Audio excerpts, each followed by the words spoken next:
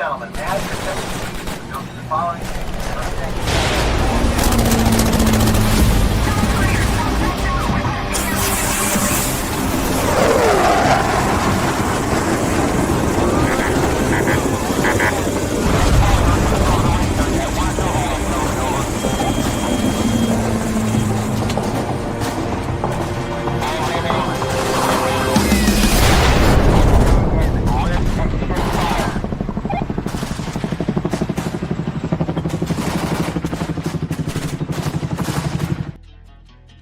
What's going on, everybody? It is Thursday, 7 p.m. Thanks for watching the show.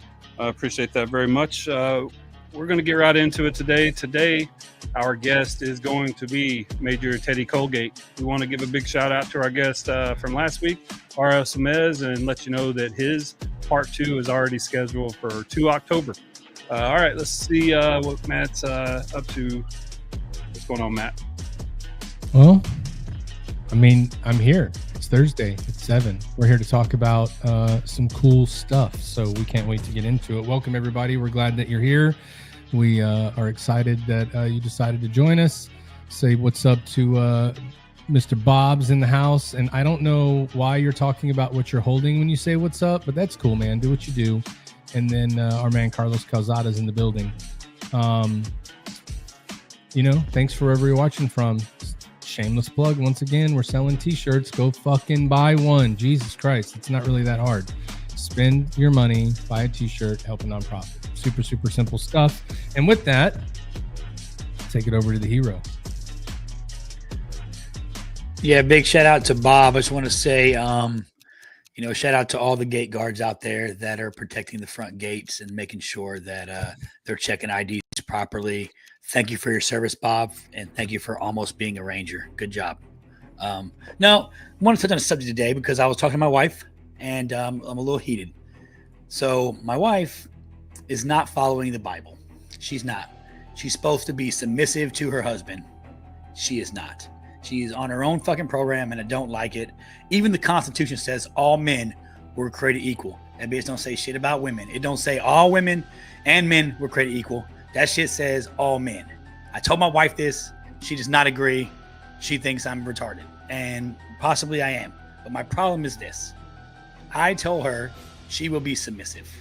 And she is not created equal. And now I'm sleeping on my couch.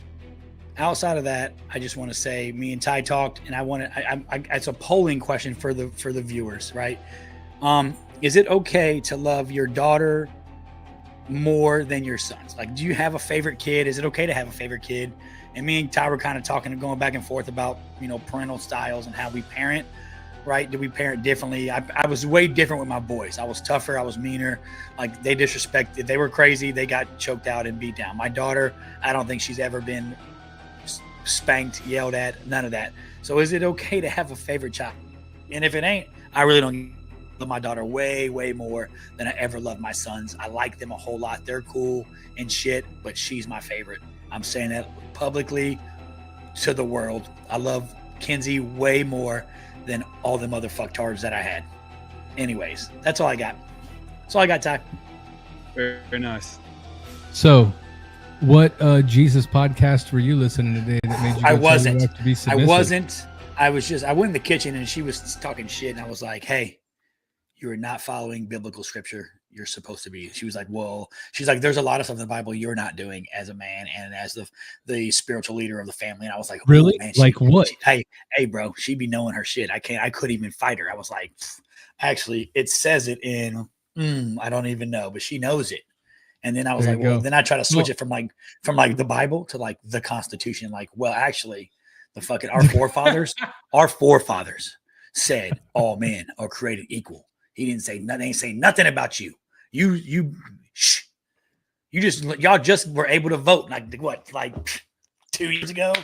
So you're really that like tired and worn out from having to be a dad and take the kid to school for 1 week, bro? Bro, I don't know how she does it. Like, shout out to all the mom. No, shout out to all the parents out there who literally like moms or dads. It doesn't matter. If you're an at-home, stay-at-home parent and you're raising your kids and you take care of the home, my hat is off to you. Like, no, all jokes aside and all kidding aside, shout out to you for what y'all do, because I did it for fucking 4 days a week, and it almost broke me. Like I almost checked myself back into inpatient because I was like, I can't do this shit. I can't be making these lunches. I can't be doing all this hair. Like my wife's doing hair right now. I'm a ponytail guy. I put that motherfucker Ziploc. And then good. Kenzie Outside walks of that, through the bro, hallway. Doesn't it? Kenzie walks through the hallways in school. Is like, is So that a sh- bread tie in your hair? Oh yeah, my dad did it. shout out to all the moms out there and all the dads who are doing it. Like Yeah. if you're an at-home parent and you're taking care of your household and your family, you're doing that's a job. That's a full-time job. And shout out to you if you're doing it, because that shit is bro, I'm telling you, that shit almost broke me. Like I was mad, like What? for no reason. What was the thing that almost broke you? Just I think the Well- schedule, that routine. Like I've got my Yeah. own routine, right? I get up, I go to the gym, I come home, I get a shower, I'm on my computer by like 8:00, having my coffee. Like I'm doing my thing, right? I'm good. I get off work. I eat. My wife's already got dinner made. I eat dinner, crack a cold beer, sit on the porch, relax, spend time with family. You know what I mean? And kind of rinse and repeat. But like having to get thrown off of like now I got to get up. I can't go to the gym because the school time. It's like I'd have to, like, she'd be home by herself. So then I could win. I don't want nobody to watch I'm not leaving my daughter at home alone. Like we You ain't could doing have that. gone while she was in school. I have to work. I have a job too. Like I Bro, can't just. listen, you I know, have- but stop. I could probably sneak off, but I'm not doing that because I don't want to get fired. But it was just the routine, right? Like making lunches, bro. You ever made lunches every day? Like Yeah. that shit sucks because they want something different. Like I'm like, here's a motherfucking sandwich, an apple, some potato chips. What about Capri- like school lunch? Cap- She goes to Capri private Sun. school. They should be eating good there. You pay a No, lot of money. My daughter has this thing called a bento box. It's like a little box with all these little, you got to fill like every little compartment with something different. And oh, she's spoiled, bro. So I'm like we in know. here I'm in here So- like putting two in this little compartment. I'm horrible. You're just Like, I pissed sent her to school because one time. I'd even ask her if she had a microwave. I sent her to school with a motherfucking hot pocket in a Ziploc bag and was like, boom, daddy did big shit. And then she got home and was like, my hot pocket, like, I didn't know how many minutes I was supposed to tell. I was like, fuck, I didn't tell her nothing. I didn't write it on a napkin. Fuck. yeah, Sent her to look at school that. with a fucking with a frozen corn dog, bro. Carlos said, "I would rather Yeah, go bro. to combat than make lunch." Man, he's never lied. I don't know how my wife does. Like this morning, my wife had to get up at 5 a.m. to get my daughter to school by 5:45 for a field trip. Bro, my whole day was shot. I was nervous for him. I was like, what do we got to do? What kind of field trip? Like, Yeah, where the hell were they going? I Ohio? don't read teacher emails. My wife's on a group chat. I don't know none of that shit. So they're like, did you send your daughter to school with her book for her book report? I'm like, fuck, what? Bro, I'm fucking stressed out. Just talking about this shit. I was like, our daughter can read? Oh, shit. Dude. Oh, that's awesome. Bro, shit was tough, dude. I don't What's want up, to be a David single Willis? parent. 75, buddy. If something happens to my wife, if she passes away, Lord forbid, something happens to her, she leaves me and I'm a single parent, I'm either putting the kids up for adoption, like getting rid of them, dogs and all, kids, dogs, got to go, or I'm going to hire a fucking nanny because I can't do it, bro. There's no fucking way I could raise this Mail fucking order, bruh. Mail order. bro, for real. I'll do like all the military guys and go to the fucking PI. There you go. Somebody's gonna be pissed on that, bro. We're gonna get some flack for that one. Like, don't lie, y'all go to the PI and get wives. You know, I'm gonna do it too. Don't give me a fucking mama son too, bro. Korea, go to the red light district. You know how many dudes we know got married to get somebody a green card and got divorced when they got back? You know, they know. They know. I'll tell a quick story before we bring our guest on, buddy, because it's crazy. Lines up with that. So when I was in A school, there was this guy in the barracks who was dating this girl, and her now I don't know what her last name was, but her first name was Megumi. Like, so she was from Japan. I think she was from Japan. Like, they were dating. Well, halfway through school, we find out, like, oh, and her husband's deployed. Like, oh, cool. Like, that's crazy. Like, what are the odds? Like, that's fucked up. Like, she's a barracks rat. She's here all the time. She's with different dudes. I'm like, that's bullshit. That's, for one, if you're a service member and you cheat and you're a fucking Jody, you're a fucking piece of shit. You deserve to get punched in the dick and get fucking eye, throat, and dick cancer, all that good shit. You're a fucking piece of shit if you cheat with other service members. Why fucking lose it? But anyway, so I get to battalion, Matt. I'm in battalion, and my sponsor is like, "Hey, bro, come over for dinner. Let's have dinner with me and my family and my kids." bro, it's her. Like I show up, she answers the door. They've got kids, bro. I'm like, this is I mean, man. down the road, he ended up like they end up. Did you talk about uncomfortable? Like I've seen this girl in the barracks fucking like, They'd be like, how's it going, buddy? She Great. was a barracks rat. Yeah, so Maybe yeah, she was just that shit there happens, cleaning dude. up rooms to make some side money, bro. You don't know. It's his own fault, bro. He said up straight. How I was do like, you yeah. know? When I met her, she was a prostitute. Like I brought her out of the shit. I saved her. No, bro. You just gave her a Bro, whole new you clientele. can take people out the streets, but you can't take the streets out of people. You know what I mean? You just gave her access to young Marines and young CBs. They get paid on the 1st and the 15th. On the 1st and the 15th, bro. They're excited. Like it's weird. She was always at the barracks on the 1st and the 15th. I don't understand. Bro, I'll never forget it. I went to his house and there she was. I was like, what do I do? Like I'm young, I'm a kid. I'm like, fuck. He's a first class. I'm like, oh God, he's but 6. The now you would have been like, oh, you hang out here on the weekends too, huh? Like, oh God. I'm just glad I wasn't one of those grimy ass dudes who was like, oh, this is awkward. You walk in. He's like, smiles or frowns. You'd be like, oh, that good, huh? You got to use the bathroom? I'm like, I've been to your house. Know where it's at. The one in your bedroom? Got it, bro. Don't worry. Don't worry. If there's no toilet paper on the rack, I can replace it. I know where y'all keep it. Yeah. Anyway, so yeah. So what do we got going on, everybody? Since I fucking derailed the whole show for 20 minutes. Oh, that's cool. 12. I mean, you've not had a long diatribe in a couple of weeks. I think you needed to get it out of you. I had to get it off my chest. Yeah, that's what 1 week of daddy duty does to you, bro. Yeah, man, you got to get it out. Woosah, baby. Woosah. So today we got Major Teddy Colgate, United States Marine Corps retired, 7 deployments, and we're going to be talking about the First Coast Heroes Outreach. Let me read his bio real quick. Major Teddy Colgate is a decorated Marine Corps veteran, nonprofit founder, and mental health advocate whose life is one of service, survival, and transformation. With 22 years of active duty and 7 overseas deployment, Teddy's military career took him from the deserts of the Middle East to the skies above Washington as part of the elite Marine One presidential helicopter unit. Rising from enlisted ranks to officer status, he embodied leadership under pressure. But after retiring in 2012, he faced a battle he never expected, the invisible wounds of war. And that's what we're going to get in today. So without further ado, let's go ahead and bring on Major Teddy Colgate. Welcome to the show, sir. Thanks, gentlemen. I appreciate you having me. Yeah, absolutely. So, one thing that's not fair, by the way, is if you have dark hair and you grow a beard later in life, you see all the gray like you can see in mine. But if you got like blonde or red hair, it is just fucking unfair because it looks like you still have the same color hair as when you were a kid. It's just not right. Or you're lucky like Al and you got a butthole mouth. You know what I mean? Pretty good. Yeah, that does look pretty good. I don't know what happened. That's probably a photoshopped picture you guys are using. Maybe. I'm just saying that beard looks killer in the picture, dude. You know?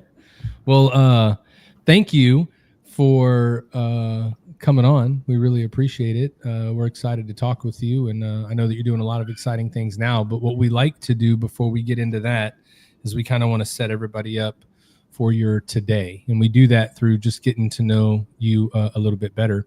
So, if you don't mind, where did you grow up, and what was it like for you as a kid? What kind of things you were into? What did you run around doing? What was it like being in your hometown? Kind of go through that with us for a little bit. Absolutely. I grew up in small town America, one street, and you could travel some country miles and then through cornfields, and then boom, you popped at a 4-way stop. There was a kindergarten through 8th grade elementary school, and that was my school. And just small town America in Indiana, just on the border of Ohio, in that area. So folks were divorced when I was 7 or 8 or so, and my mom and my sister and I, we moved in with my grandparents, which when I say one road, I mean, we're talking like aunts, uncles, other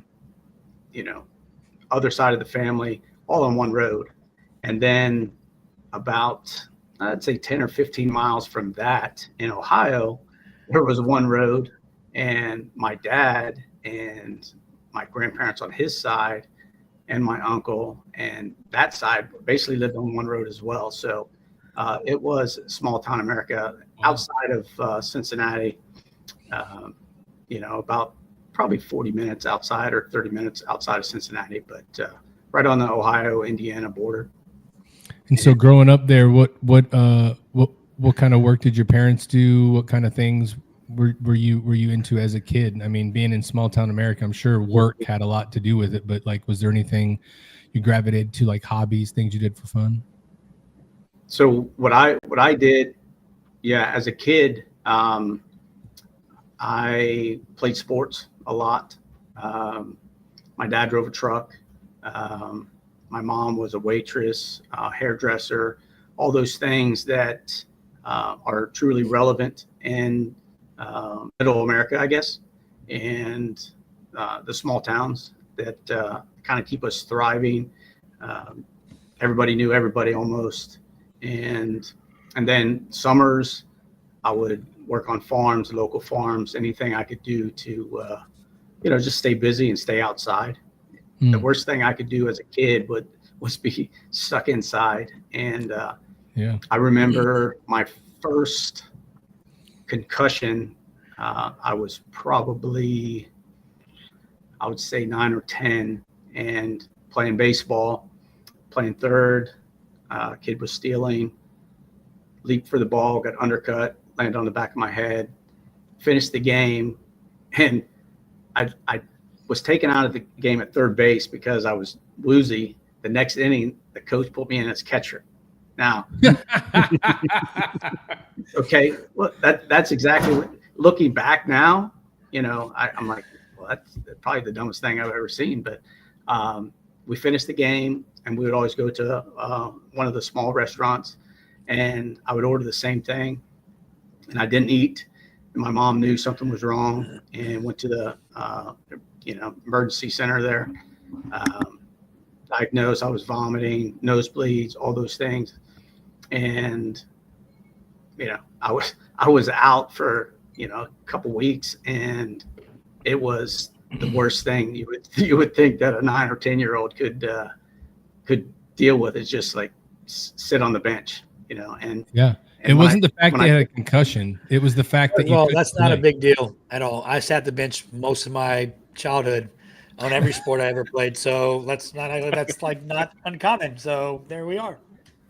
Sat the bench a lot. Right. Well, see, oh my gosh, we have something else in common now. Yeah, no, I would say you were injured for the bench. I would just that's just where they stuck me. Like, you're on the team. Like, guard that water cooler. Go fucking sit over there, buddy. Yeah. Okay. So you probably couldn't get away with anything though, right? If your mom's the hairdresser in a small town, you're done. Like, there's nothing you can do. Done.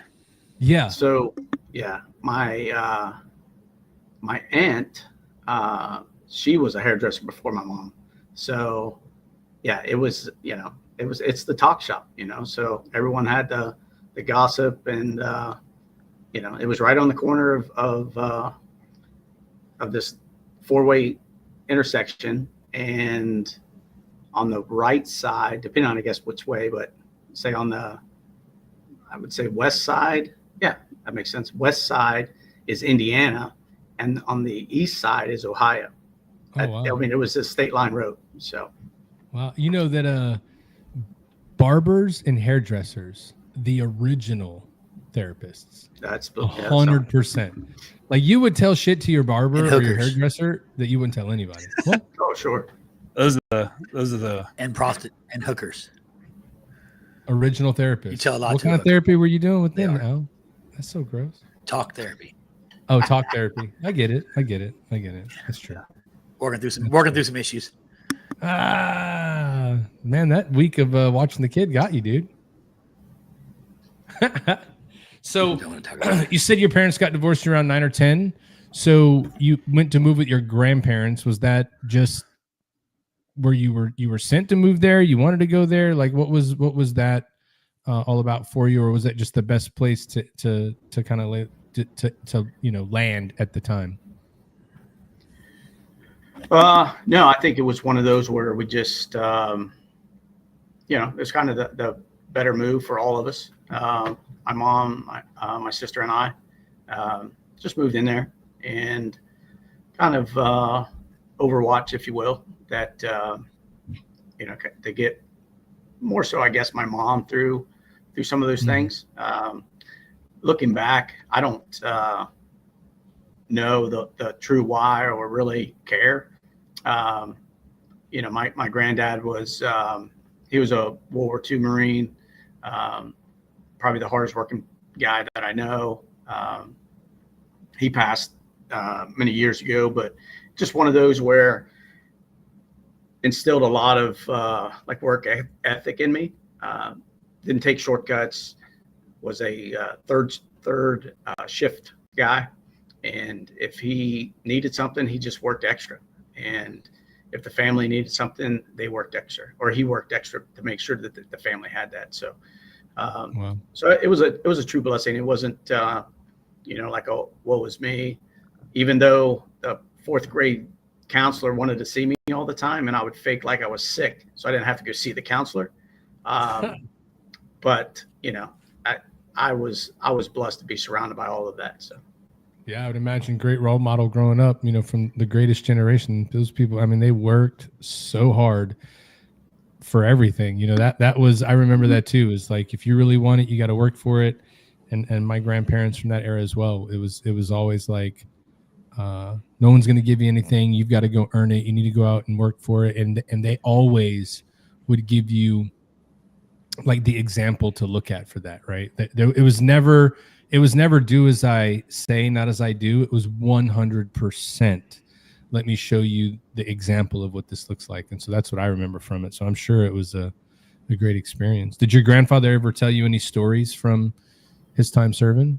He did, only after I joined the Marine Corps. And back then you have to call home on a calling card or collect call or what have you. And I would call him from the barracks, and we would sit on that phone for hours, and he would just share and just talk and talk about like real stuff, talk about his day, talk about things that he had went through, and share a story here or there. And it was just one of those things that I cherished, because nobody else got that. I do believe that no one else got the side of him that I was able to get. And I only got that after I joined the Marine Corps. And why do you think he waited till you joined to kind of give you the perspective and not like lead you into the path to joining the service? Or why do you think you waited till then? I truly believe that he wasn't excited probably that I was going to join the Marine Corps, because of what he did and what he saw, but he's super proud of me for doing that. And then after the fact, I think he realized that I could relate to some of the things that he had to do, and appreciate, shared experiences at that point. So I think that was probably the main reasons. And it just, that family bond, you can't take that away, but then bonds of Marines that have experienced certain things, they become thick as thieves, whether you meet for an hour or you meet for a lifetime. So yeah, and whether you've seen someone yesterday or 20 years ago, it's like you never have, which is amazing. That's pretty cool. Like I always, in the Navy, we rarely and seldom got the opportunity to talk to World War II vets during CPO season. So when, the selectees are going through, like there were, opportunities to talk to them. And I remember those guys, just the stories they would tell you and what they went through and what they did, as straight faces they told it. And you could just tell they're like, I'm just telling you. And always with them was like, I'm just telling you how it is. You can believe it or you don't want to, but this is exactly what it was. They were very matter of fact, to the point. There was no fluff. And they were unapologetically, brutally honest about everything, including how they feel you were doing. Like they were former Chiefs too. So how you're doing, let me let you know right now. It was always so great to talk to them. I love getting a chance to meet those guys. And so their perspective, if you really listen to it, you know, you're not really going to see that perspective, you know, anymore, you know? I think the biggest thing with that generation is they're not trying to impress anyone, you know, and that's the thing that I think we lose out in our generation or even the generation behind us is everyone has to try and impress someone. And Yep. all you have to do is do what's right and do what you believe and what you are trained for and what you're paid to do. You know, I mean, dare I say, open a Bible and work on some of those things. But at the end of the day, it's like, who cares who is watching, or who cares if you don't have the spotlight on you? And I know we've all heard the Spotlight Ranger sagas and things like that. And that used to drive me absolutely crazy, because at the end of the day, if you do the stuff right all the time, when it's time for an inspection or it's time to deploy, that's the easy part, because you've worked your tail off to get it done every single day. Yeah. I mean, they used to tell us all the time, if you stay ready, you don't have to get ready, right? That's right. I mean, that's how it works. But I did, before we went forward, wanted to give you, I wanted to get shout out Miss Caitlin Colgate is sending you some flags and thanking William Huff for joining. So I just wanted to let you know she's in the building. I don't know if you saw it come on the screen. So hello, Caitlin. Thank you for joining. I think she might be upstairs. There you go. She's probably spying. She's probably spying on me, see if I'm talking to 3 hot chicks. That's what she's doing. Hey, Caitlin, you can clearly see he is. yeah. Sorry to disappoint there. Yeah, there you go. So, hey, hold on, Matt. So I go wanted ahead. to say, as you're talking, sir. So like I told you, I was from a small town, Corbin, Kentucky, as well. So as you're talking about your grandfather, it started making me think about my grandfather. So you don't have to answer the actual name, but I'll just say you can tell like the region of the country we're from and kind of our ages are by like the names of our grandparents. So I'm just going to tell you my grandparents' names were Buford and Georgia. So what were your grandparents' names? Roy and Sylvia. Okay, there you go. Those are some very, very country regal names. Yeah. Sylvia, that was a very popular name for grandfather or grandmothers in those times. But yeah, the small town living, I can still remember the town square in Barberville, Kentucky. I can still remember the Trademark Center in Corbin where we went shopping. You know, I remember so many things, and I remember when your description where you're saying it was a little bit over to the left. I can still remember where the freaking hairdresser is, where my mom used to get her hair done by the lead singer of a band called Southern Fire. Way back in the 80s, this dude was flamboyant as fuck, but he was the lead singer of Southern Fire, and he was on the right-hand square in Barberville. So you saying what you said made me remember some of my childhood. So thanks for sharing that, brother. Yes, sir. Yeah. So what made you decide the Marine Corps was the service for you? Like what led up to you making that jump? Well, like I said, I was playing baseball or playing sports, and you know, baseball was my jam, and that's was my ticket until you get hurt, and now you're like, oh, what's next? And I wasn't a school person. I didn't care about school. I was dating this gal, high school, and her father was a scout sniper, Marine scout sniper in Vietnam. And my mom was working a lot through my high school years just to, you know, provide and make sure I had stuff I needed. And then my grandparents would snowbird, and they would come from Indiana down to Florida, and because we had moved to Florida my freshman year of high school. So my grandfather being a World War II Marine, this man that I spent a lot of time with his family, was being a scout sniper, you know, looking up to them and things like that. I knew that's kind of the way I had to go, but I just wasn't sure. So I went and saw the Navy recruiter. And that lying motherfucker. So it was going to be too hard or what?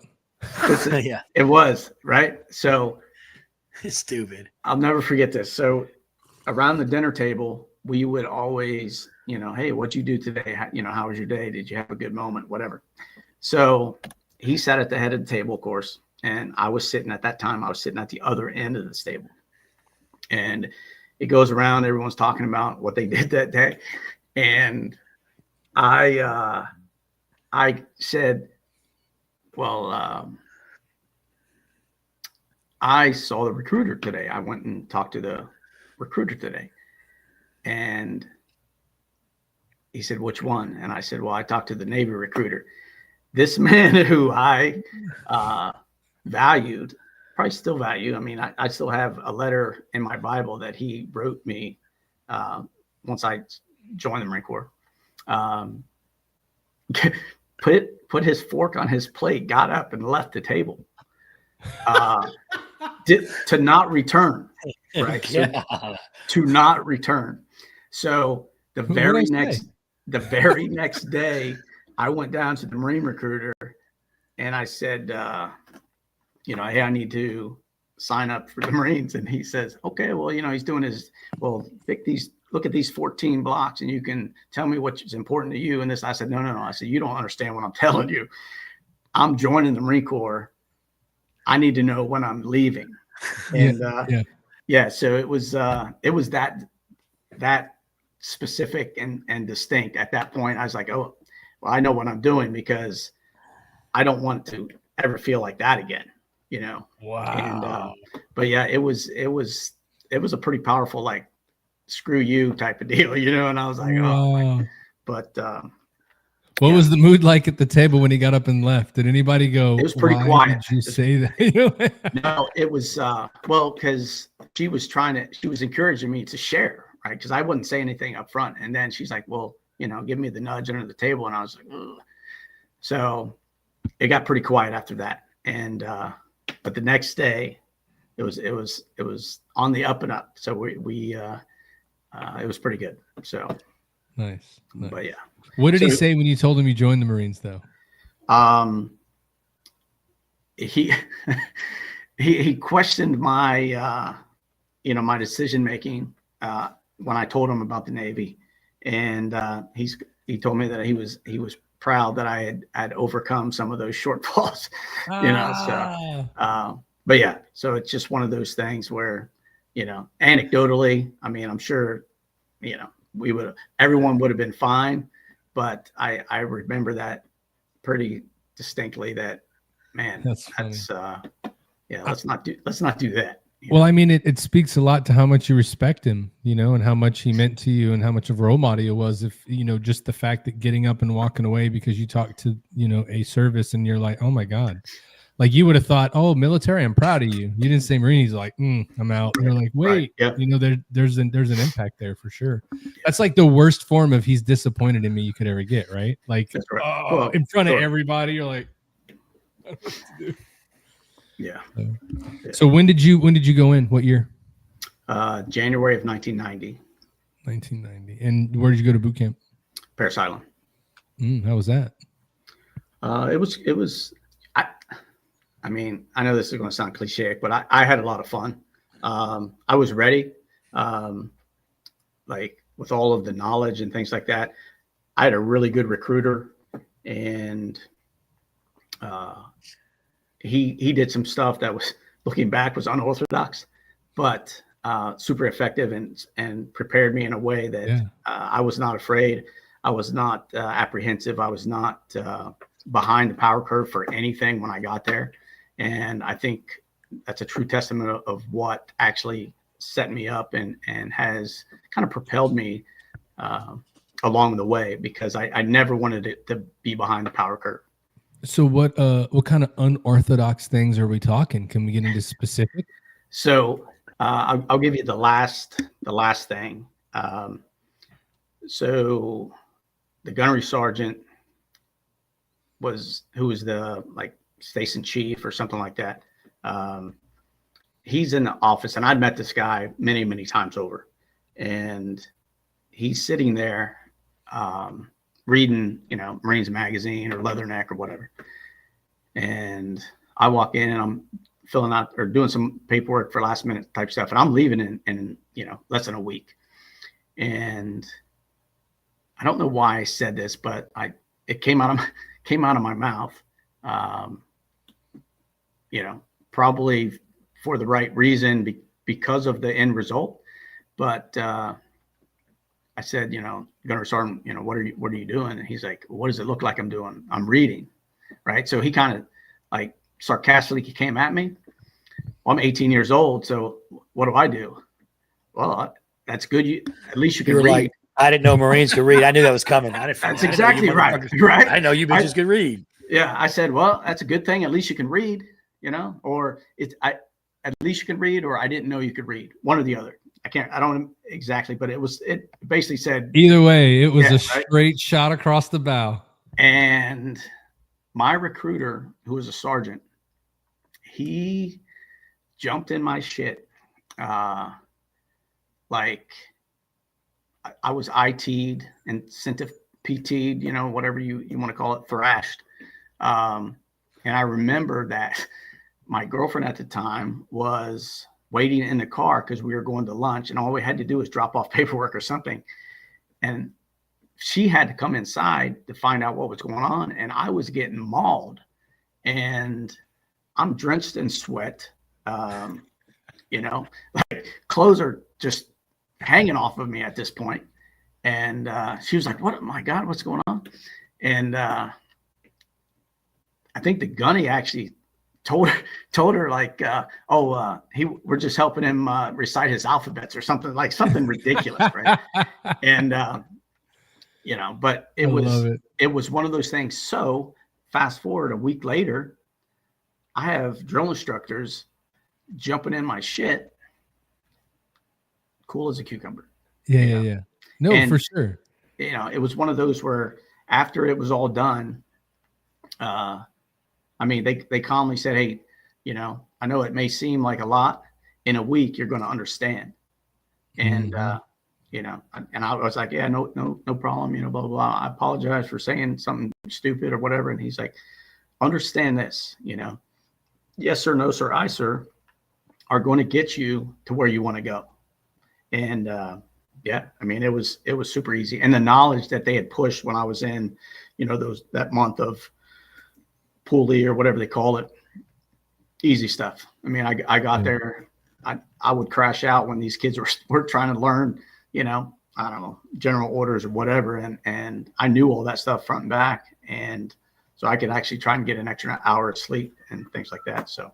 Yeah, that's good. I remember, when me and Al, like Ty told, we were recruiters, in our career in the military.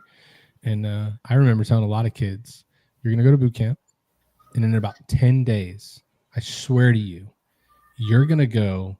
I hate, just fill in the recruiter's name. If I ever see them on the street, we're going to have a problem and you're going to do it. And, when you're in that delayed entry, you're like, no, this is awesome. But like I'm telling you, you're going to hate your recruiter 10 days after you go. And I would probably say 9 out of 10 came back and was like, how did you know that? Like, because we all went to boot camp too, right? Like, first, and for a lot of kids, first time away from home, you're in a new environment and now you're being yelled at and you don't know what to do. You're like, just be ready. And so we used to tell them, like, give them the bad. I think that's what a lot of people appreciate the most. They gave you the bad so that when it was bad, you're like, oh yeah, this is normal. I feel like I'm back in the recruiting station. That's always the best way to prepare for it. I think anyway. Yeah. I think we sugarcoat so much these days. And I think this generation, what we're dealing with right now is even worse. Everything's sugarcoated. Nobody wants to get punched in the mouth. And I think if we had a little bit more of that throughout, maybe not a straight punch in the mouth, but you know what I'm getting at. Yeah. In order to learn something, you got to go through some tough stuff, right? You have to fail. You have to get hurt. You got to scrape your knee. You got to break a bone. That's the only way you're going to learn and go through things. And now we just try to make it so easy. And you feel like if you just help somebody through it, it's going to make them better. And then when you see the worst of the worst go down, we wonder why the response we have right now is not as fast as it could be, or it's not as precise as it could be, or you have a whole bunch of people saying different things because they're not all on the same page. It's like nobody practices what they they don't have that rhythm, right? And a lot of that comes through going through hard stuff. Like, I agree with you. I think it needs to be a little more difficult in some things, but It doesn't suck enough. yeah. They say it all the time. Embrace the suck anyway, you know? Embrace it. Mm-hmm. It's good. If you talk to any billionaire that's really made money, they're going to tell you, I failed a lot. That's why I'm where I'm at. But I wasn't afraid to fail, and I was cool with it. I knew it was going to hurt. I knew it was going to suck. I knew that I was going to think, what am I going to do now? My life is over, but I just kept pushing. I had to. I had no choice. It's just like being in the military. I had no choice but to move forward, keep pushing, and do what I got to do. And today you think, I'm just going to make some videos. I'm going to be a TikTok star and make millions. This hasn't worked for me yet, by the way. I should probably make a video first, but Me neither. No, me either. So what was your MOS in the Marine Corps? What did you sign up to do? I was a radio operator, but back then we could do OJT type stuff. So I went to Anglico and was able to jump out of planes, call for fire, all the cool fun stuff when I was a youngster. And polar shift grid. I remember all that shit. I tell you, it's one of those things that just again kind of set me up for where I am now because of the hardship, because of the camaraderie that you thrive with and strive for, I guess is the best way to put it. You know, you thrive with the guys that have felt what you feel, and then you strive to help those that are not there. So, you know, it's kind of helped me pursue my purpose, if you will, long after that. So. Nice. So, coming out of school and doing all that, where were you for your first duty station? Where did you get stationed at? Good old Camp Lejeune. Nice. So, Damn. Did you drink the water? Oh, I did not. So I got there 4 years after the contaminated water was fixed, apparently. damn. You know, but yeah. Could have used that $20, you know? Could have Well, used They've it. been in a lot more than that. I'm guessing the water is still shit, but yeah, it's not nearly as documented now as it was back then. Yeah. So, That's funny. but That's why you got to put all them chlorine tabs in the water bowl. Water got to be potable. Oh, dude, I can taste it. You just said that makes it. I can taste it right I really now. used to open up the thing can when the taste doc was it. coming over to check it to be like, I know that one's got to be good. It has to be good. I The can way it's- smell it and taste it. Everybody right now. was like, nah, I'm just going to wash my hands in this one. Not brushing my teeth in this one, you know? but you know, think about back then, bottled water was nowhere to be found. "Nah, you weren't getting no damn bottled You water." had bottled water? It was in a green canteen, dude. That's right. You humped it in, or it was in a big old bowl, and that It was was in it. a water. I remember being on a cax and the water bowls were just Hydrate. Be like, God, do I dude. have to? For real? I fill up a Camelback with that nasty toxic Yeah. shit. Yeah. Like, man, my Camelback insert feels like it's melting. I don't know. It's good though. Drink the water. You got to hydrate. Hydrate. Yeah. That's funny. Hydrate or die. So you got it in 1990. So you were in 90 leading up to 9/11. So what was it like for you in the Marine Corps in that time pre 9/11? Like, what was the pace like? How was it for you as a Marine then prior to that event going down? Yeah. So I was enlisted at the time. I was up at HMX, flying the president around, for dignitaries, worked in a White House liaison office as a sergeant. Pretty cool stuff, high level. I was thinking of getting out of the Marine Corps at that point, but I didn't have my degree, and I was not going to be uniformed Secret Service because, you know, I was working shoulder to shoulder with agents, and so it wasn't beneath me by any means, but it was just one of those things where I wanted to do something. If I was going to go that route, I wanted to do something significant. So I re-enlisted to go to Okinawa, and with the mindset that I am not leaving Okinawa until I finish my 4-year degree. At that point, I had 1 college credit, and if you just do the math, it doesn't work. But I ended up finishing my degree in 2.5 years. because I was just hell bent, and I didn't miss a deployment, Korea, multiple times, mainland, all the on island stuff there in Oki. So I didn't miss any of that stuff, but I would test out of courses. I would take night courses. I would, take lunchtime courses if available. Anything that I could get a college credit, because I just needed a piece of paper at that point. Because at that point, my plan was to exit the Marine Corps, leaving Okinawa and go join the Secret Service. And then that changed when I got my degree. My battalion commander was like, "Hey, what do you think about this?" And I was like, And it was a commissioning package. And he's like, "Well, just give it a shot. If timing works out, it's great. If not, then you're getting out anyway. What difference does it make?" So I ended up the greatest sale ever. You just try it out, man. Yeah. If it works, it's good. If not, you're getting out anyway. And he walks off going, "That dude ain't getting out, guys. He's good. We got him." Yeah, that's exactly what happened. Knowing dang well, as soon as I submitted that, it was like a month later, the selection board came out, and got left Okinawa, went straight to OCS. Wow. And where in Okinawa were you at? Kinzer, Foster, Hanson.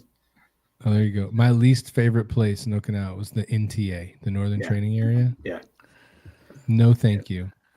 I remember going through the course there. It was so cold when we went through that. WTC, yes, buddy. They were spraying us with the water hose that was also cold, but that water was hot as hell. Yeah. We're like, oh my God. But then our gunners mates were pissed because we were the first group to go through. It's pre 9/11, right? So we got our M16s, and the Marines are like, "You got to get through there, man. You got to go." We walked out, and they're like, "What happened to these weapons?" We're like, "We just do what the Marines told us." And then, like, new rule: none of you get to take a weapon into the, like, no weapons on the obstacle course. But the Marines are like, "Yeah, you'll be good. Just go do it." Yeah. The whole time they were probably like, "Throw it in the water, and you'll dig it out. It'll still work. You're good." But it was fun though. Hasty repelling, going. Yeah. It was cool. It was just super cold. I enjoyed that. Caked on mud and everything. Yeah, man, it was great. Yeah, that's great. It was great. So I go ahead. I left Okinawa, went straight to OCS, and then I was commissioned in '99. Went to comm school, TBS comm school, and then went back to Lejeune. All right. So, nice. Yeah. And so you were at Lejeune through to 9/11? Yes. So anybody that we've had that was in service pre 9/11, we always talk about how it was, but can you walk us through 9/11? Where were you? What was happening? And then what was going through your mind when you saw everything that was unfolding? Yeah. So I was in they called it JTF enabler workup. So Joint Task Force. And it's basically the comm node that goes from ship to shore on Muse. And we were kind of doing our workups normal. And then we saw the first plane because we always had the news on in the shop. And we saw the second one, and my buddy and I jumped in our vehicles, went to the battalion. And I mean, we were on ready alert at that point to come to DC. Because nobody knew what was going to happen at that point. So, and looking back, it was an unrealistic type thing to think like, oh, we're jumping in the fight, But as a young lieutenant, you're thinking this is exactly when infrastructure goes down, I can set up AT&T services anywhere around the world with what I do. I can establish command and control. I can do all those things. So give me the nod and I'm in it. And but that didn't happen, of course. And then that was September, and then November I left and I went to UCOM in Germany, and I augmented them for an ops billet. And did MEO operations there, maritime interdiction, and then I did the Georgia Train and Equip mission at the Pankezi Gorge. So I would imagine, or I would just ask, were you voluntold to go to Germany right after 9/11, or is that something you chose to do? Because I'm sure you just said, I can just go AT&T the shit out of this anywhere you want. And then you're like, Germany? Like, how was that were you just told you had to go there? Was that the clearance that I had at the time, there was, clearance. Maybe 2 guys on Lejeune at the time that had what was needed. And so having a background of even pushed me to that direction. And I think having a gumption, if you will, if that's even a word, that it is where I come from. Yeah, put me in. That's right. Me too. Put me in, coach. I'm ready to go. Has always kind of been my thing. And I've had multiple people tell me, and it's bittersweet when you hear it, but they say like a guy like me or me is meant to be at war, and I don't do well not.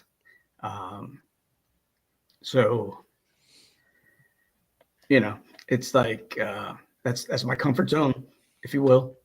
Mm-hmm. So and again, that's pretty freaking tough to hear, especially when you're trying to be with your boys and you're trying to be with your family, you're trying to be with your spouse and things like that. So it's and that wasn't said then, obviously, but being retro and reflective on things in my life now, it's like, well, damn, I get it, because that's who I am or who I was, and how I present myself or carry myself. So it still doesn't make it easy to hear at this stage of my life.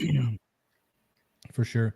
Did you have anybody? So where you were at Lejeune, did that unit deploy to Iraq like right after you left out of there? No. So me and a handful of guys left, and then we were kind of sprinkled in with folks that were already in country, and then nothing until the following year out of my unit left. So I came back summer of 2002. I came back, and then another chunk went out, and then I went back. Actually, I went to Iraq in 2003 for the invasion. So. Oh, okay. So when you say you came back, you were only in Germany for a short period of time, from like fall of 2001 to summer of 2002. Was it just like a special duty kind of thing you went over there to do? Yes. Okay. Yeah. That's cool. How was Germany? Did you have a good time? Yeah, I was able to. I finagled a lot of like in between stuff, which is pretty cool. So I was either in the thick of it or I was in the thick of nothing, which is great, because that balance was perfect for me at the time. And I was able to get away for a weekend here and there, or I didn't really have like a week schedule and things like that. So you just kind of got what had to get done, or if you were gone, and then when you were back, you just hung out and did things that you really, a normal person would want to do, or somebody that was visiting Germany or the surrounding countries would want to do. So it was probably the easiest time I've ever been deployed, which is pretty cool. Yeah, absolutely. And then you said you came back and went to Iraq in 2003. Yes. Was that with guys out of Lejeune, or was that from somewhere else? Yep, out of Lejeune. Yeah. So what was that like for you, getting in the country, going there, being part of the invasion? Well, how was the workup, and then what was it like once you guys got there? Yeah, so we got in and we're establishing the comm node, and there was not a whole lot of anything there. I remember at one point we drove in. I think I got a picture somewhere, I'm sure, but I was driving in the first engineer stake, and it was just barren desert, and we were trying to figure out if we could get satellite connection at this spot, and it was just not a lot of anything at that point because everyone was fighting for space. I think when I showed up, I think the only other group that was there, because we got into the port, like near Kuwait, and I think the Seabees were there. And then when we got out to where we were, I think the Seabees had a detachment there as well. I always try to find you guys right off the bat just because I need shit built. We got cold beer, and you know what I mean. We got you covered. We always got a hookup. Hey, them guys always got a hookup. I don't know, Al, if you got this, and I remember checking into the battalion when I was in the Bs, and I walk in, and we were at like a GMT training or something, walking through, and our gunnery sergeant's just walking around talking to people, and you just hear him walking up to people and like, you know why they call you guys CBs, right? And we're like, because we build stuff. He goes, nope, because we need some Marines with light duty chits. That's what we need. Y'all go build some stuff, and we'll take care of the fight. And I was like, what? He just called us Marines with light duty chits. Then you start going to field exercise and then watching Marines do, and you're like, I get it.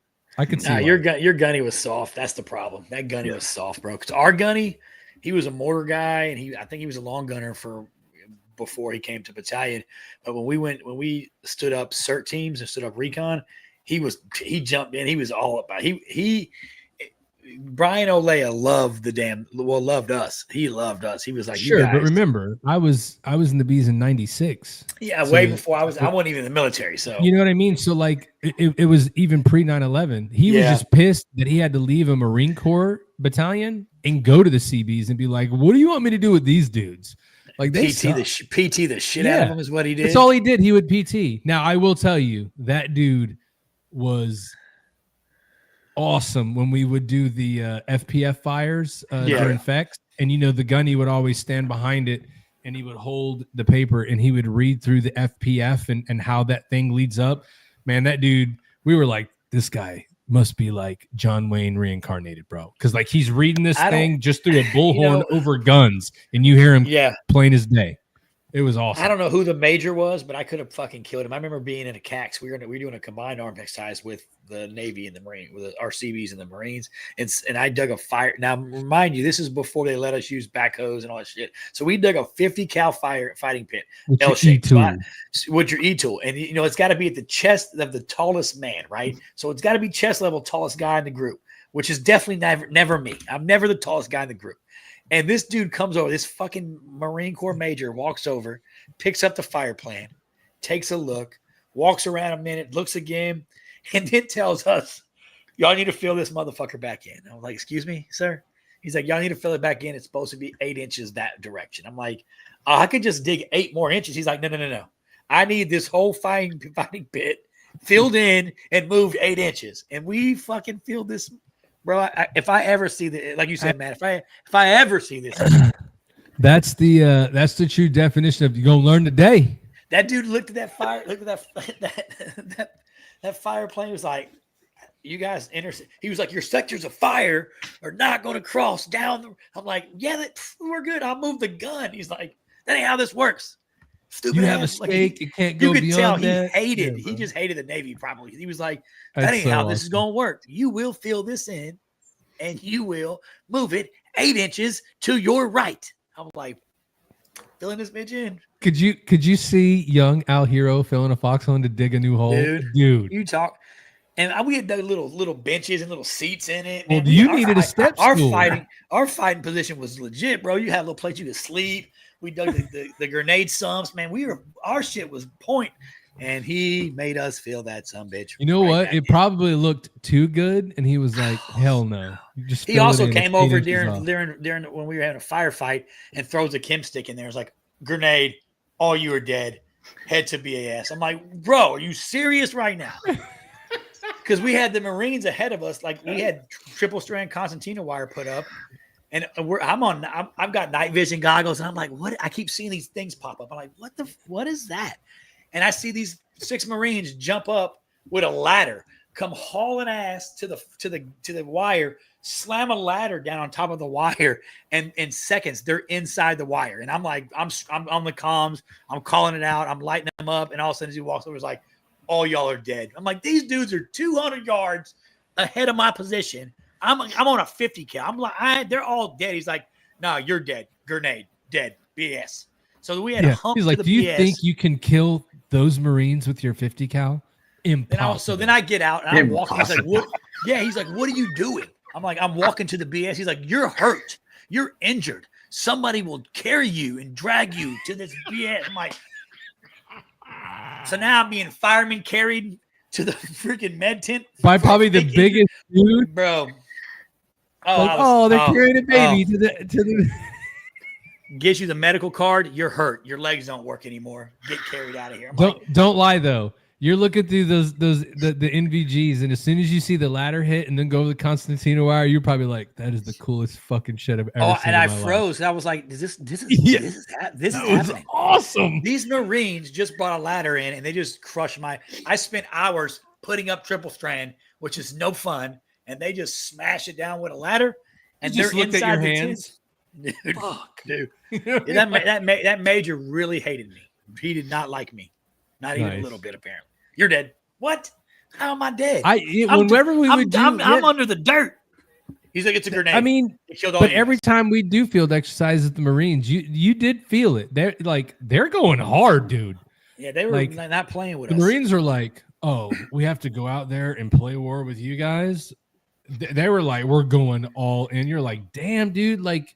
It's not that CBs, bro. It's not that serious. These are blanks, motherfucker. What do you mean it's not that serious? Yeah, they would take all the good MREs. Like, Marine, really, bro? Can I get a beef stew? Can I get a chili? Yeah. Mac? No, you can eat this omelet with ham, though. You can get this vegetarian burrito, bro. Like, really? Okay, fine. I'll be vegan. Awesome. Anyway, vegetarian burrito, and hence the love between the Navy and the Marine Corps. Yeah. You're welcome for the docs, by the way. You're welcome. You know. Yeah. You're welcome. Hey, no, we appreciate those guys too. Yeah, we like the docs for sure. So, what was it like for you going into Iraq once you guys figured out what you set up? Was the tempo high? Were you guys doing a lot of stuff, or were you just waiting to see what kind of would be next?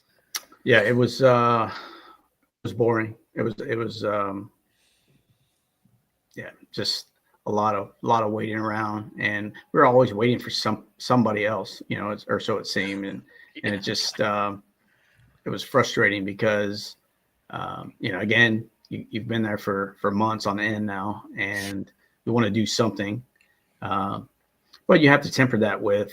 Where were y'all at, sir? Where were you at? Let's see. I'm trying to think. I'm not exactly sure. So we're in the middle of the damn desert, so who knows? Yeah. Well, yeah. I remember he drove the first stake, bro.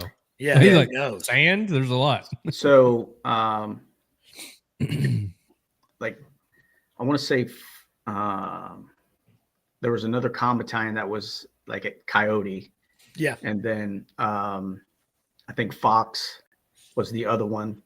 And then there was like in between, there were some other nodes throughout there. So originally it was Fox, and then we kind of bounced around. Yeah. So, and so how long did you do on that deployment? So that one was almost 6 months.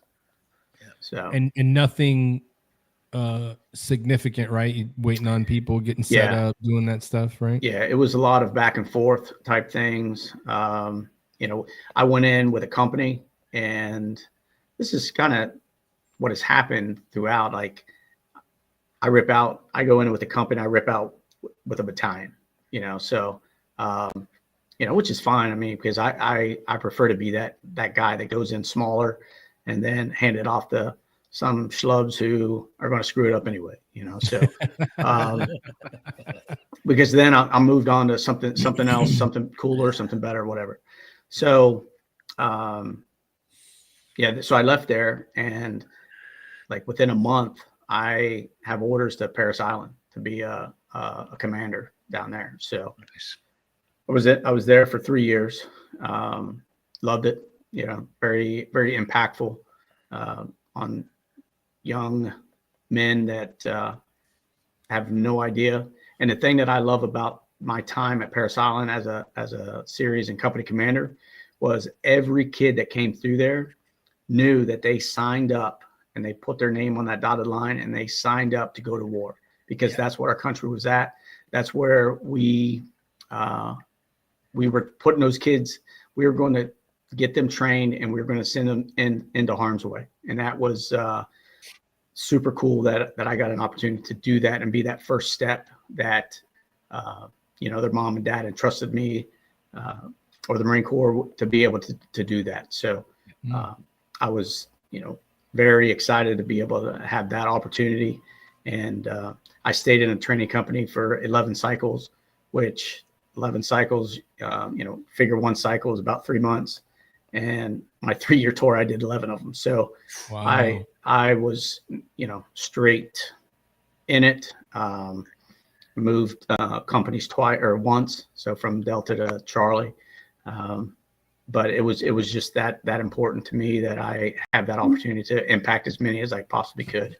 And it was very cool. Left there, went back to Lejeune. Here we are again, and went right into workups to deploy again.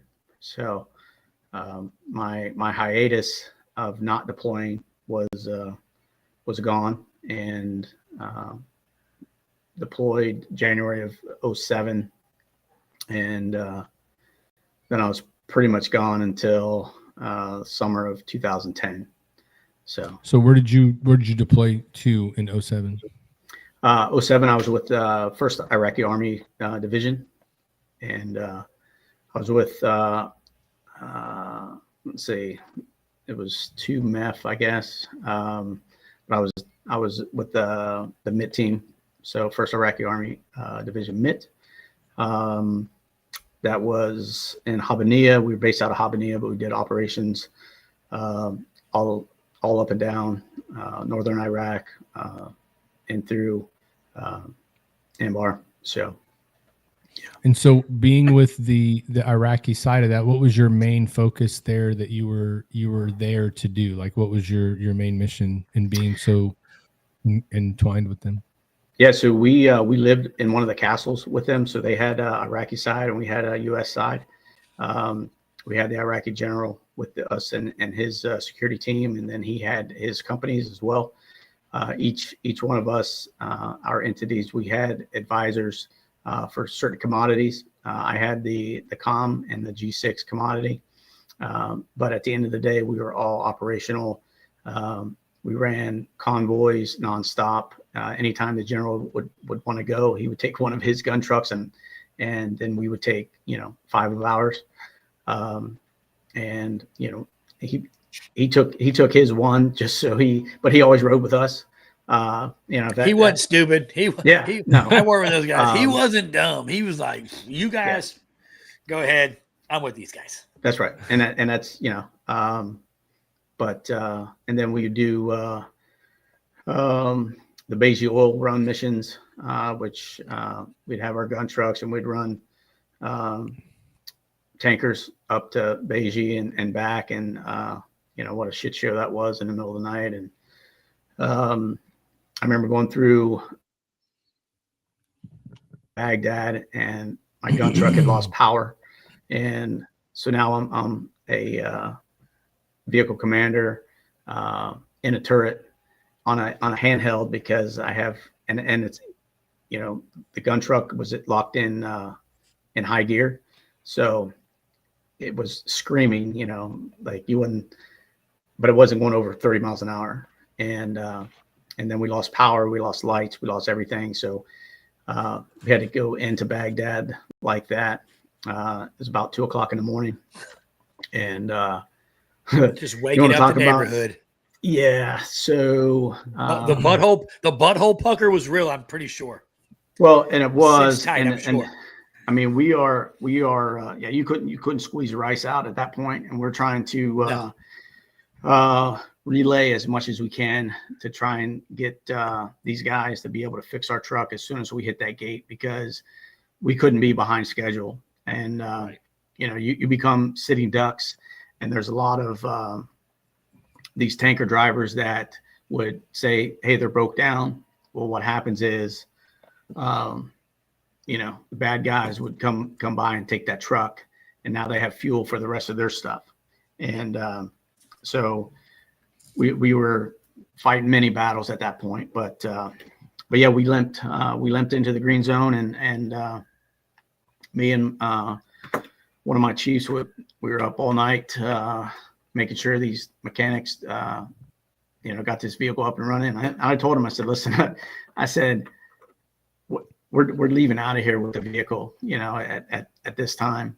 So I prefer to have my own vehicle. I said, but I'm leaving with a vehicle at this time. And yeah, I mean, he got us taken care of, and we hit our time hacks, and you know, the rest of the boys got some chow and racked out, and you know, no worse for wear. We got stuck out a little bit longer on a couple of different occasions doing these oil runs. One time we ate, you know, you just get tired of eating crap, and you know, they always say don't eat the fish, and you guys know what I'm talking about. And oh yeah, and a bunch of us ate the fish, and I mean, we were sicker than dogs. And sir, I had chicken one time on a roadside stand. I didn't see no chickens, and literally we stopped we had ran 6 gun trucks. We stopped our convoy, and our LT was like, hey, anybody want some chicken shawarmas or whatever? It was like a bread with, and I was like you. Yeah. I was like, sign me up. I'm a 50 cal gun on a lead truck. I'm eating this chicken. I ain't seen a chicken in forever. And it made me sick. I'm talking out of both ends, buddy. And it was bad. Yep. It was bad. Good times. Oh, Good times. God. We got back to the castle, and you know, everyone's kind of going their own ways. And when I say, like, our side was, you know, just right next to, I mean, there were no, we had gates, but it wasn't locked. You know, there was just a distractor, basically. You know, you lock your room and stuff like that, but we slept condition 1. I had grenades on you know, the box next to my bed, and long gun in the corner, and pistol on the pillow. And I mean, that's just how we slept. I mean, it wasn't nothing new. And so we get home, and we're sanitizing and putting all of our stuff away. And then all of a sudden, I mean, it hits me, and I'm like, oh, this is not good. And I had to go from my room to about, I don't know, 50 yards, maybe not even, maybe 30 yards to the porta-johns, because we could use the showers and the pissers in the building. But for the old deuce, you were going to going to the heat box. Yeah. Well, to the beach shacks. That's what you were going to, the midnight beach shacks. Yeah, not that night. I wasn't. I'd tell you that. So head out, and one guy is in a trash can. I'm not kidding when I say this. He was elbows and knees deep in this trash can because he couldn't make it any further. And I looked at him. And I was like, "Holy shit, Brad!" And he's like, "Oh!" And so I make a beeline, and it's coming. I mean, there's like. You got a bus full of rowdy kids, and somebody's got their arm out the window, the type of situation. I slung open that door, right? I slung open that door. I dropped trowel, And I mean, it's coming, right? And it is nasty, and it's blowing out. Violent. Fucking All of a violent. sudden, I start vomiting in the urinal portion of this porta john, right? So now it is exploding both ends, right? So all of a sudden I look down, my nose is bleeding, right? And I can't stop my nose from bleeding. I'm vomiting. I'm diarrhea everywhere. I kick open the door. Every porta john was freaking loaded. Yeah. You hear, everyone's yelling for Doc. He finally gets to mine. He thinks I'm dead. Like, he thinks the worst. Because I got my head down like this, and there's blood everywhere. It smells like you know what. And he's like, oh my God.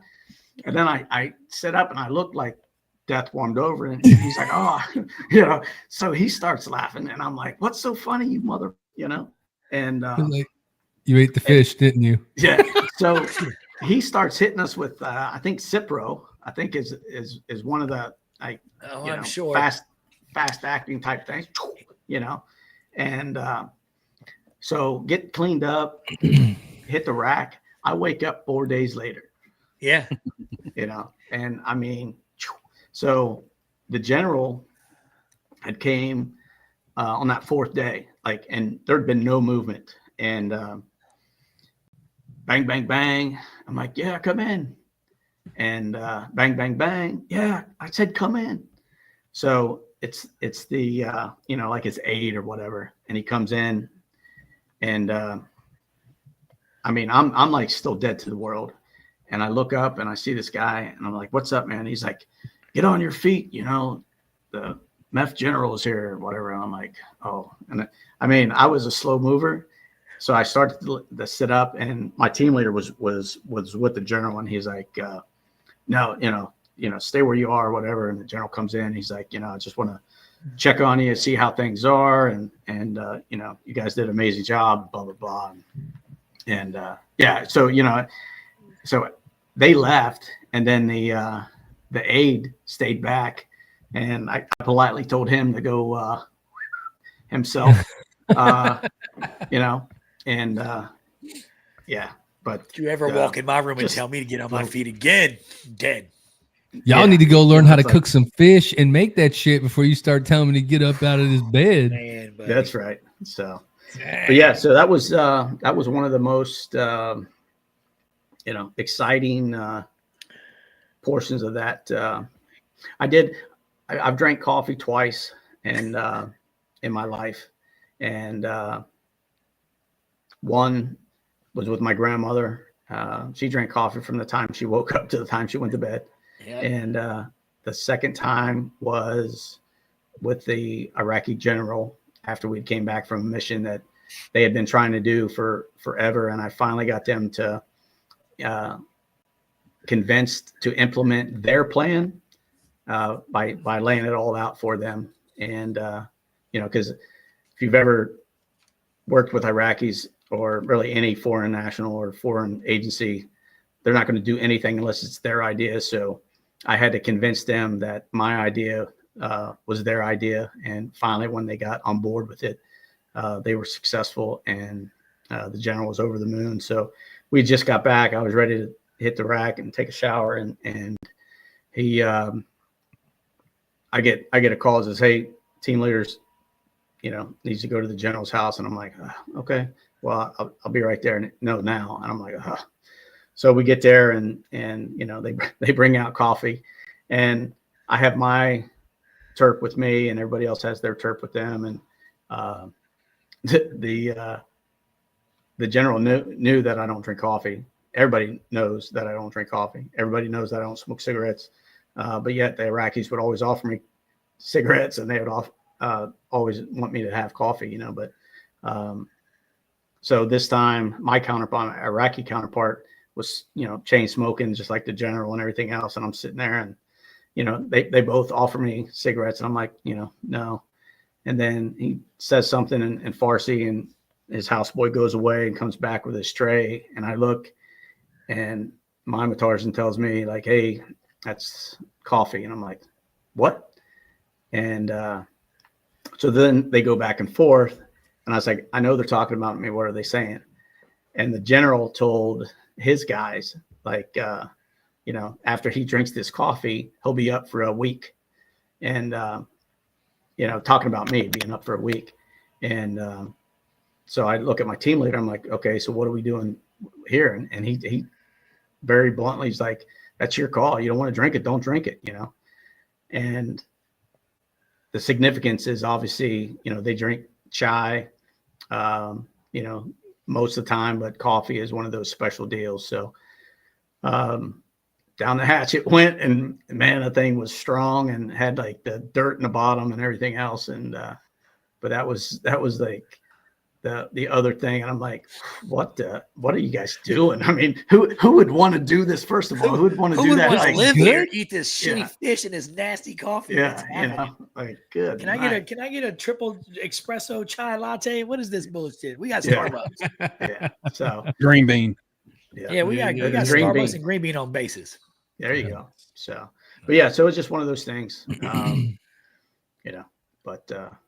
and that was that. And then came back and took command of comm company, 2nd Marine Division at Lejeune. And then 09, beginning of 09, 08 was basically another workup, or the end of 08. I got back at the beginning of 08. End of 08 was a workup. Left for Afghanistan in 09 and was gone there until like March of 2010. So nice. Well, I don't know if you can see behind me here, but I was a signal soldier too. So when you say you're bringing in the nodes, you're talking about JNNs and all the things for Nipper, Sipper, and Citrix. I'm sure y'all ran Citrix too. Yep. So I just want, for the audience, I just want to say the provincial reconstruction teams, the MIT teams, that all the different services did were integral in rebuilding infrastructure in the northern parts of Iraq and Afghanistan. They did some amazing work there, and it really was like a very small team of people that not ragtag, but it was very subject matter experts, but they were just thrown together from different units. And sometimes you would have active duty people, sometimes you'd have National Guard people, but the work that the MIT teams and the provincial reconstruction teams did with the military police, me being a signal guy, everything you're talking about tonight is amazing. So what I want to ask before we get into the hot seat is your career kind of went through Desert Storm, where we were more, FBCB2. And then when we went to Iraq, we were more BFT centric. So, one being line of sight, one being satellite based. So what was like the biggest leap that we made in comm between the Desert Storm area and maybe mid GWAT? I think capability, first of all. I think capability of even man-pack or portables that you can, the capability that you have on your back, at the fire team level, squad level, whatever, is far superior than it was in Desert Shield, Desert Storm, that time frame. Having a Prick 77 or having something that you were try to communicate with, and you may or may not get it, but just the digital footprint that it has, and then the crypto associated with it, that so much more security on the stuff that we're using now, I think is one of the biggest improvements. And then being able to have that reach back to anybody. You can talk to anybody around the world now, basically from a tactical, device in your pocket at the squad level. Yeah, I joined the Army in 1998. And so we were learning the ASIPs. The ASIPs had first came out, the Singar's ASIPs radios. And so by the time we got into, 03, 04, we were already using, the BFTs and everything was locked in. And we were using the USACE reach back centers to be able to facilitate FRG meetings, with the command, to be able to facilitate I was an electronic warfare officer, so to be able to facilitate on-ground battle damage assessments, bridge readings, MPs do a lot of route reconnaissance. So the reach back that we had, I love hearing all the keywords. I worked on JNNs, I worked on the little snap systems and everything. Pull my hair out talking to NetOps, and then the crypto. That's one of the biggest reasons my clearance got upgraded because of the crypto and trunk keys. So I implore our youth today to definitely get into crypto, definitely get into any type of thing with the Space Force, because that is where the future is with tech. I mean, I don't understand anything you just said. Yeah, he lost me at that. Jesus Christ. all I heard was nerd. Yeah, I digress. Either way, what I'm saying is that Major Teddy Colgate, I speak your language, brother, and I appreciate you sharing this far. We're gonna get into the hot seat now, right, fellas? Yeah, we are. Let's go, because you lost me, man. I'm googling shit. Yeah, I gotta go take a brain break, dude. You know what I mean? All I know is a lot of big words about a lot of shit. SIPRnet, and I know pluggers. I know what a plugger is. I say all that to say they didn't let me touch it though. I say all that to say this. I've read this man's bio. I see all the work he's done, and I've done some of that same work. And nice. So thank you very much for your service, sir. Yeah. I was raised by a Marine, so thank you for being a BA Marine. And I was always mentored by the Navy. My father was a Marine, my brother was in the Navy. So I appreciate you sharing your story, and let's get into the hot seat, man. Yep. Look forward to it. All right. So basically what we do in the hot seat here is, I'm going to ask you a few questions, and they won't be anything big, but just ask or answer with the first thing that comes to your brain. But let's see. Should have started my music earlier, but I didn't get going. All right. What is the biggest lessons learned moment in the military that you had? Biggest lesson learned in the military that you had? Give everything you have at everything you do, or don't bother doing it. Nice. And then when did that come about? About what year? I would say that was probably within that first year. I was deployed under a year. I was in Desert Shield, Desert Storm under a year in the Marine Corps. So I grew up very quickly in the Marine Corps. So I think it was early and often. Absolutely. All right, sir. What is the most unique place on earth you've ever visited? Could be in the military, could be afterwards. I would say Jerusalem. And what'd you do there? I was part of the initial peace accords with the Clinton campaign, or the Clinton administration. So. Oh, wow. Okay. Very nice. Did you get to go and see anything that was going on there, or were you always in an official role? No, so I had some downtime that I was able to see the Great Wall and or the prayer wall there, and things that I didn't appreciate then. But I would definitely, it's on my list to go back, that I would like to go and actually spend some time to appreciate the history there and the power that's there. Gotcha. All right, sir. What drives you in life? I think my family does at this point. The need to be there for them for the long term. I took for granted for many years, so I think that's the driving force behind so much right now. All right. So having said that, what do you think would keep you up at night? Letting them down. The state of our country. I think those are the two things. I believe that my small piece of the pie is going to be okay regardless, because I'm a survivor and I'm a hustler, and I can make things happen with nothing. However, I'm prepared to do a lot of things that everyone around me is not, and living like that is exhausting. So it's not ideal. Gotcha. All right, we'll get it a little bit lighter here. Who's the greatest comedian of all time? Greatest comedian. I mean, I like Will Ferrell. I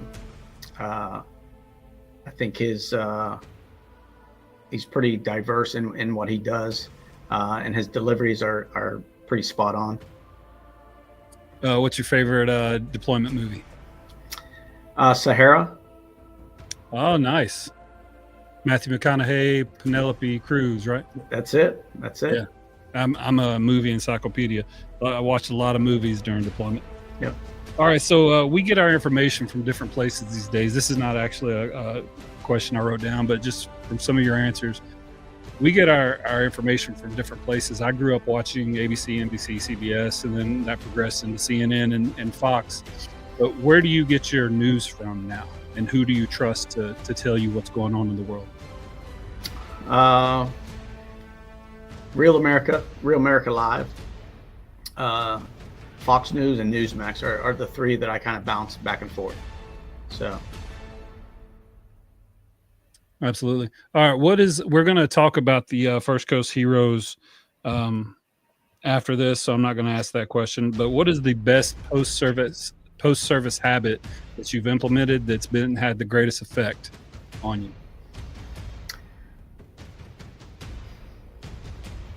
I would say probably my practicing of my faith. It has started to serve me way better than I thought I could ever deserve. So I think as I grow in that, and I see the value in that, I think that is what allows me to tackle each day, as strong as possible. Absolutely. I still keep in touch with my youth pastor from high school. So it's whenever, I know it seems like whenever you're going through something, you just happen to pick up your phone, pick up the computer and start looking through, and somehow the scripture will find you when you're in need. I've always appreciated that very much. All right, sir. Who's the greatest NBA player of all time? I would say that is Michael Jordan, hands down. Okay. Yeah. There's argument, that you could entertain that, he didn't play against Bill Walton, or he didn't play against, Al. But I would say top to bottom, he is, at least in my lifetime, he is absolutely the best basketball player. All right, absolutely. I would agree with you. Michael Jordan, to me, is definitely the best one, and that's the only answer for me. Who's number two?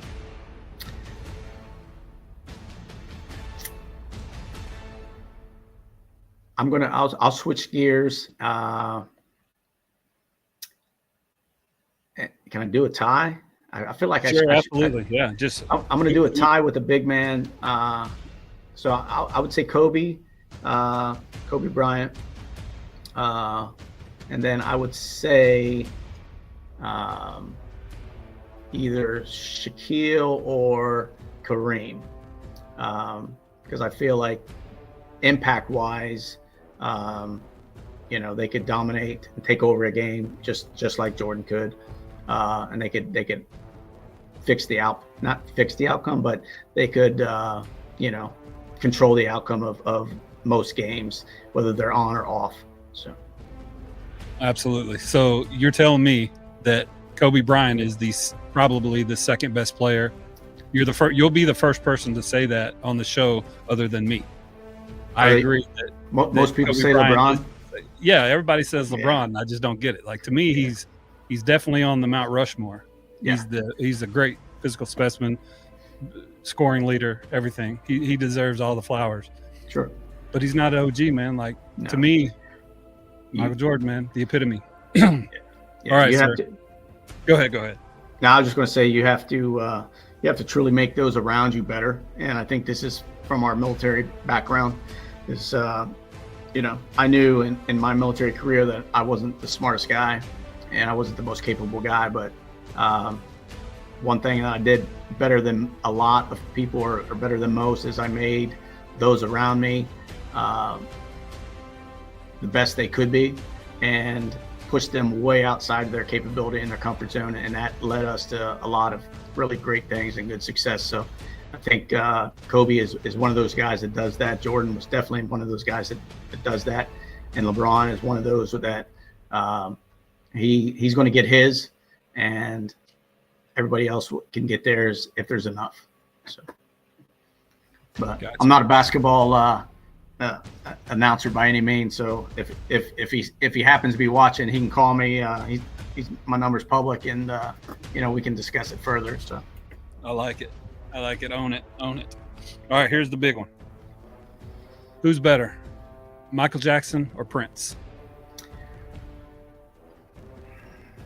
I'm going to say Prince, and because I'm assuming you're thinking just music, and I'm thinking a whole persona. So I would say Prince because he did some pretty cool movies. He had the hot girlfriends. Good music. Changed his name to a symbol, which is pretty cool. Michael Jackson just got super weird for me, and anyone that only wears one glove, you can never trust. So I don't know if that's a good reason, but that's my answer. Hey, anything goes on the hot seat. So if the one glove answer is it, then that's it. So let me play this for you.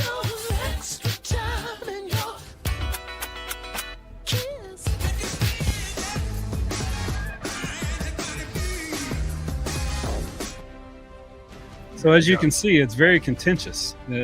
Prince is up 38-32. Recently, Prince used to be up by about 10 or 12, but recently Michael Jackson has closed the gap. But I'm a Prince fan as well.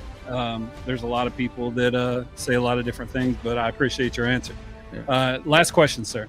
You've been on a lot of other podcasts. You've seen how a lot of other people do business, how they kind of tell the veteran success stories. What do you think about our podcast? Give us a rating, 0 through 10. How can we get better? I like the flow. I like the format.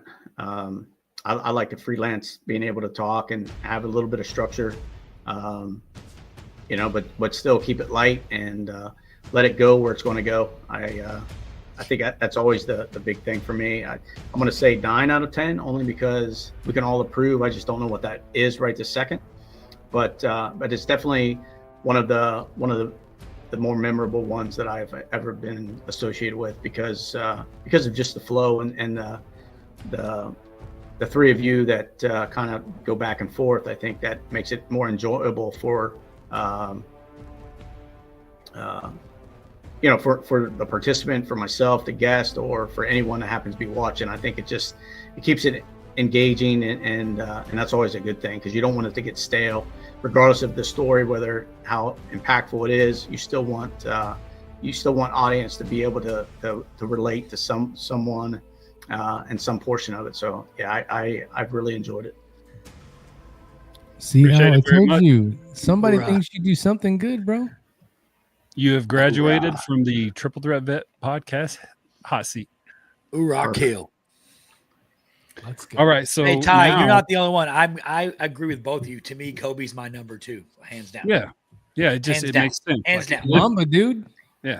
Hands down, number 2. Mamba mentality. You're But here's welcome. the thing. Remember, if you were to talk to Kobe Bryant and you were to ask him, Kobe, what was your inspiration growing up?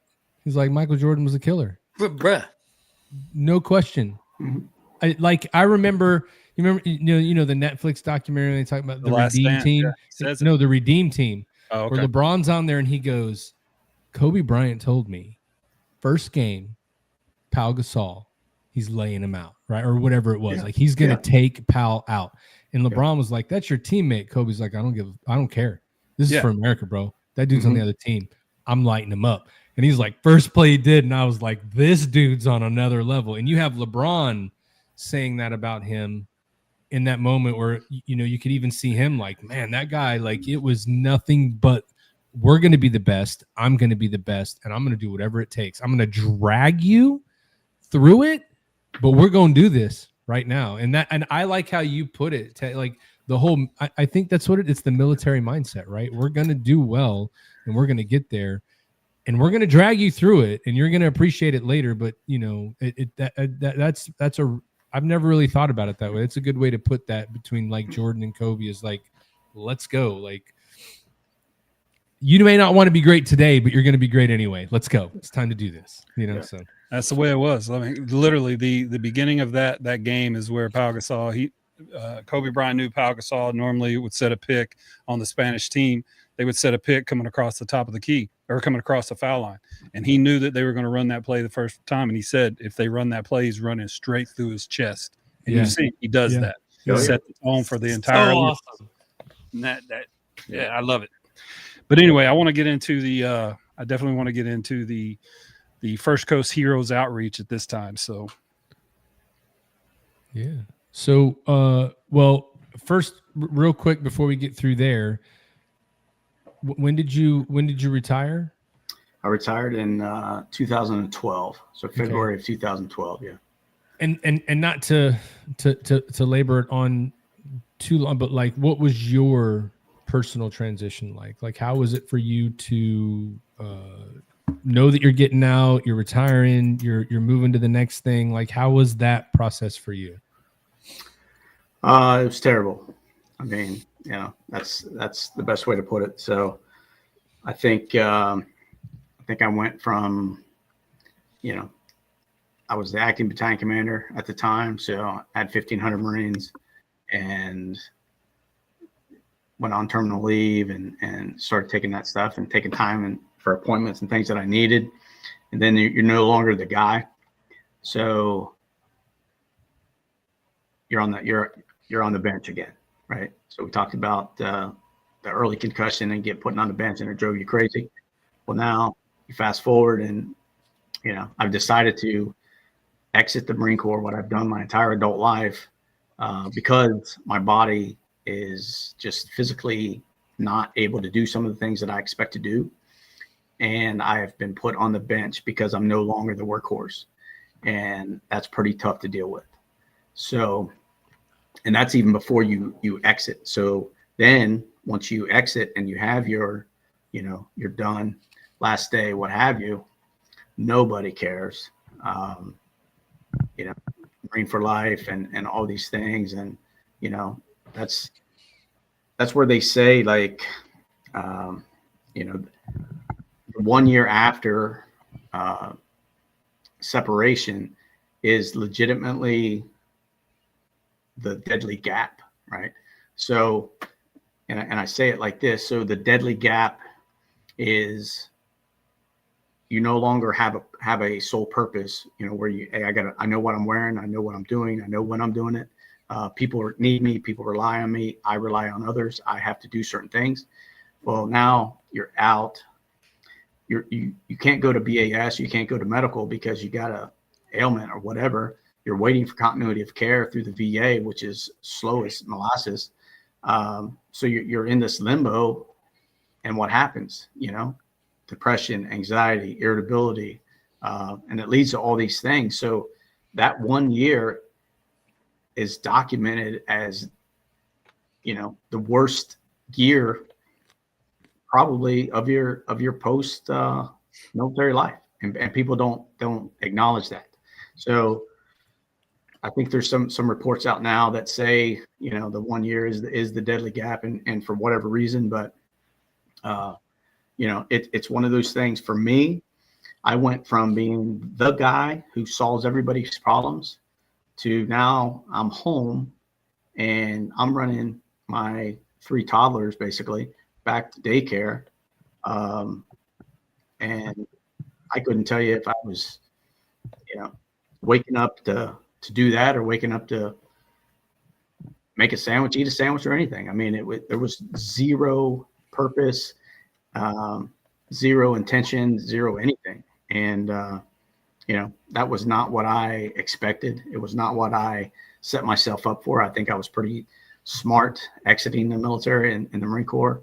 I'd gone to multiple transition classes, which don't serve a purpose at all. They're checking a block. So yeah, so that's in a nutshell, if you will. But it was not a fun time in my life. Well, I'm glad you brought it up the way that you did, and this is why this I feel is interesting to me. You we've had a wide array of veterans come on from all over, junior enlisted, senior enlisted, junior officer, senior officer. I think you're the first senior officer that straight out said sucked because of this, and that. And I think so did you go through traditional like TGPS or the classes? It was TGPS when I did it. I don't remember what everybody else was, or TAPS. Did you go through the traditional TAPS class? I went through two. So I went through the traditional one, and then since I was serving as a battalion commander, I was able to attend the executive one, which is traditionally for 06 and above, I think. But I knew Karen or whoever was at the place. So I was able to sit in on those as well, just to get the other information. But I'll tell you, those guys, I mean, majority of them have something lined up already, right? So they're going into a huge job, a huge contract, whatever.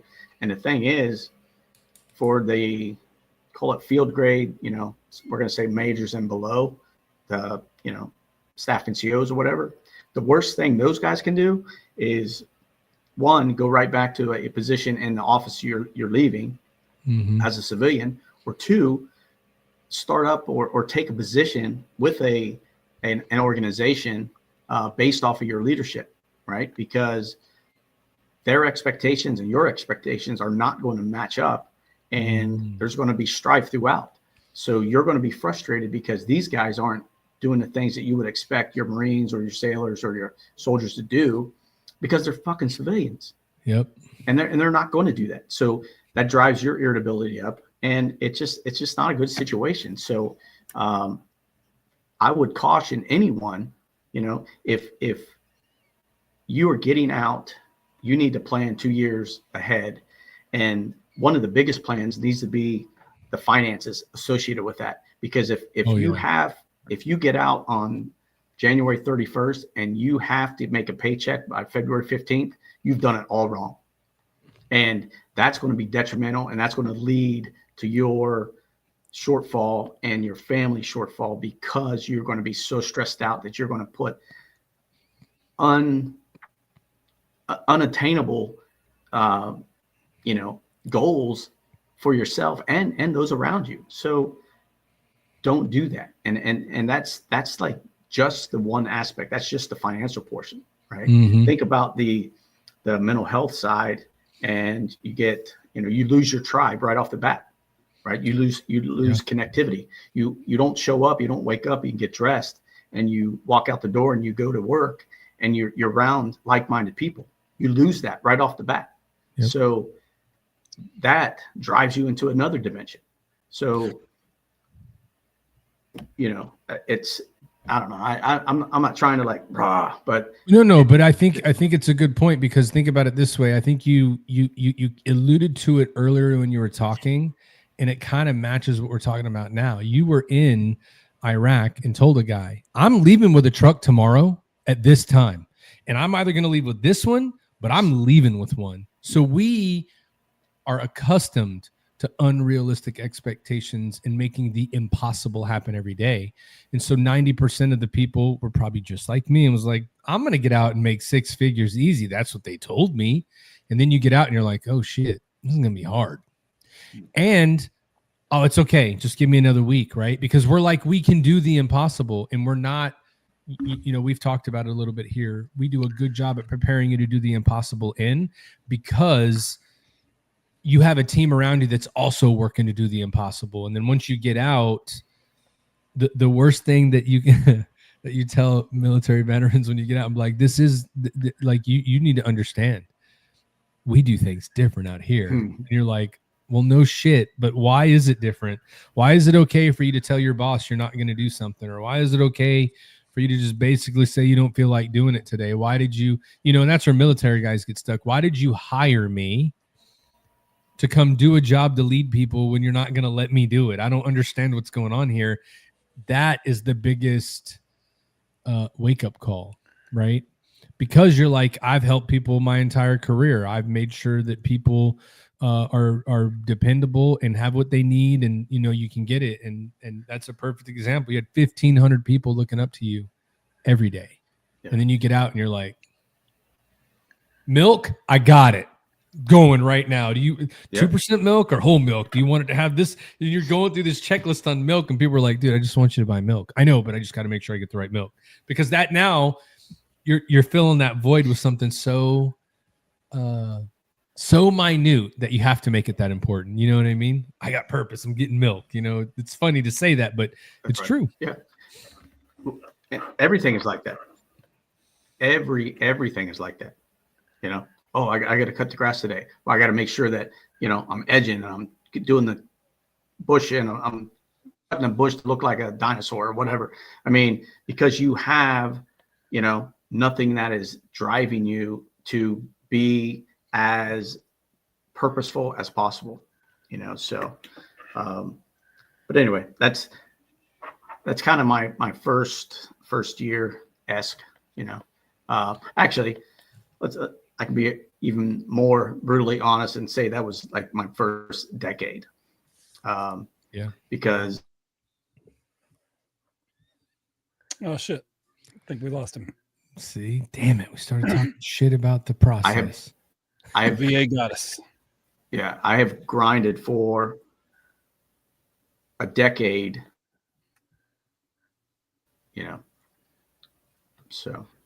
So how far after, I know for a decade grinding through and just working and working and working, right? And it almost feels like I'm just going to do this today because I just got to do something. But we're always like, it's not what I want to do. And, once again, veterans, you made a career out of making the impossible happen. No one can tell you no. But for whatever reason, when a civilian tells you no, it's like the end all be all. But we took other whatever. That's another day. How far coming out did you fall into what you're doing now? Like, when did that jump on your radar? When did you start to get involved with that? And can you tell us a little bit about the organization that you help? Yeah, so we established a nonprofit in 2013. It was just a bunch of Marines kind of as a envelope, umbrella, if you will, to make sure we were together and hanging out and all that stuff.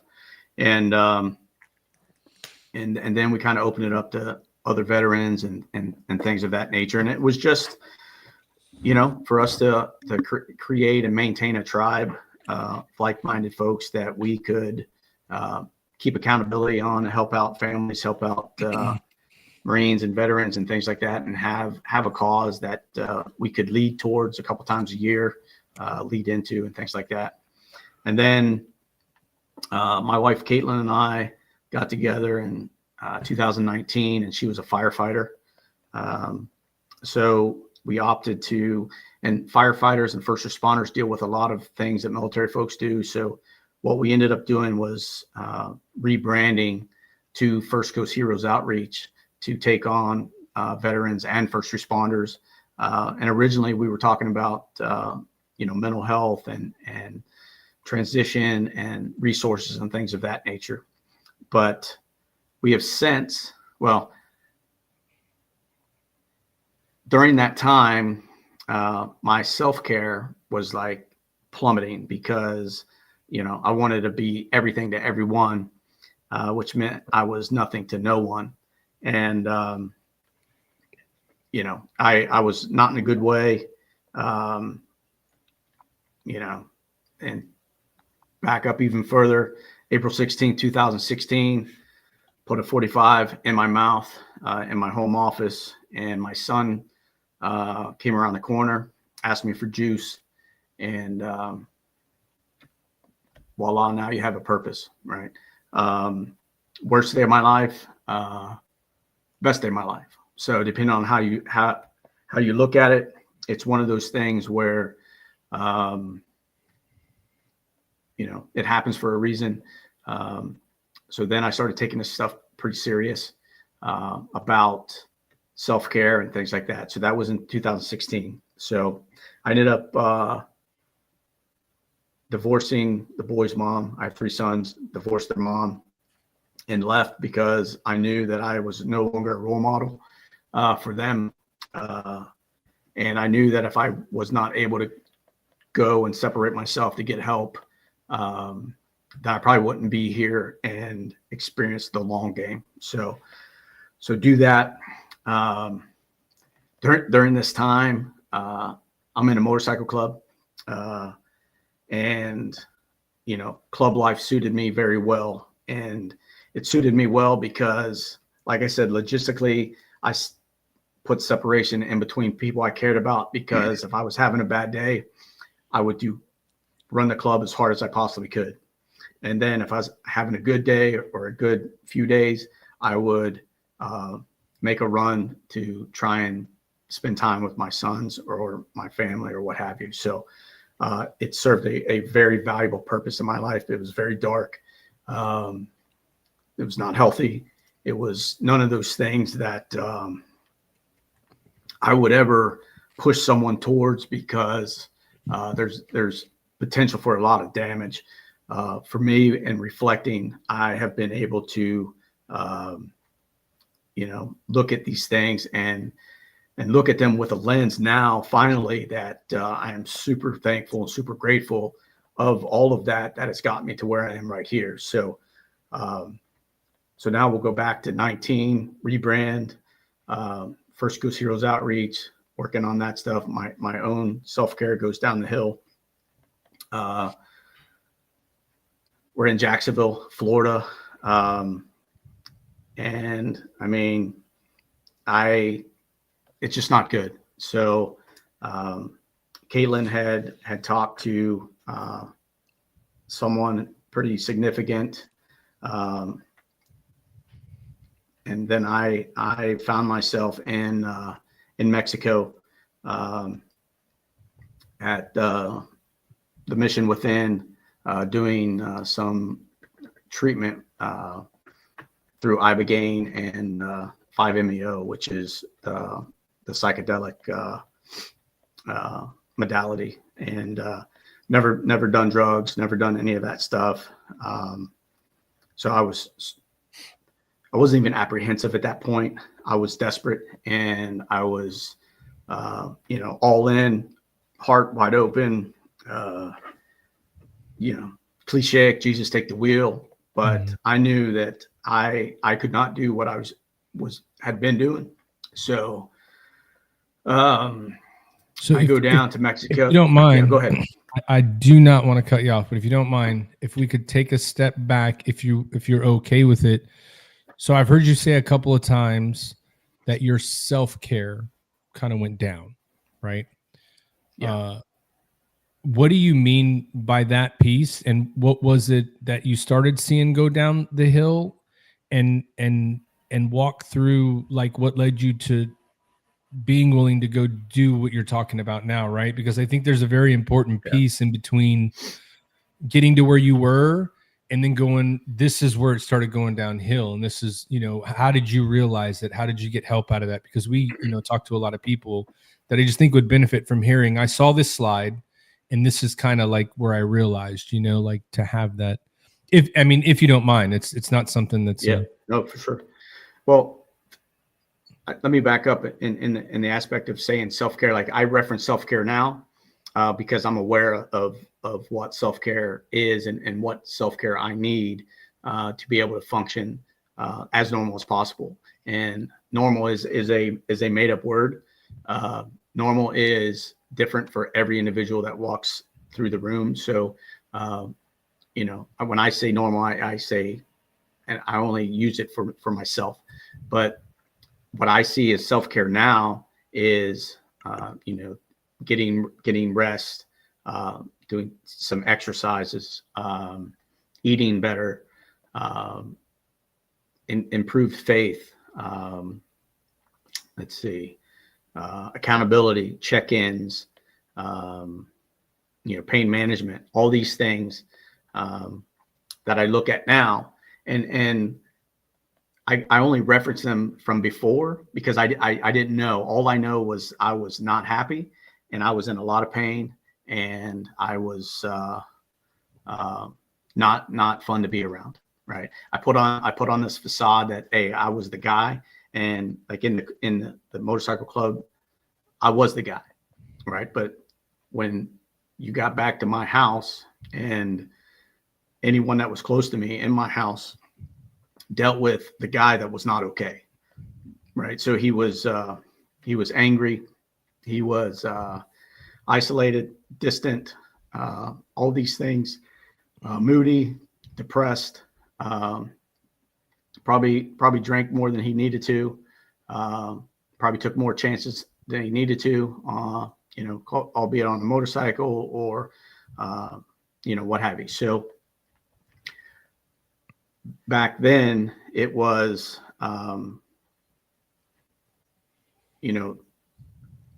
that's just what I accepted, that, hey, this was my life, because for almost a decade, I couldn't get answers through the VA whatsoever, because PTSD is blanketed with the VA.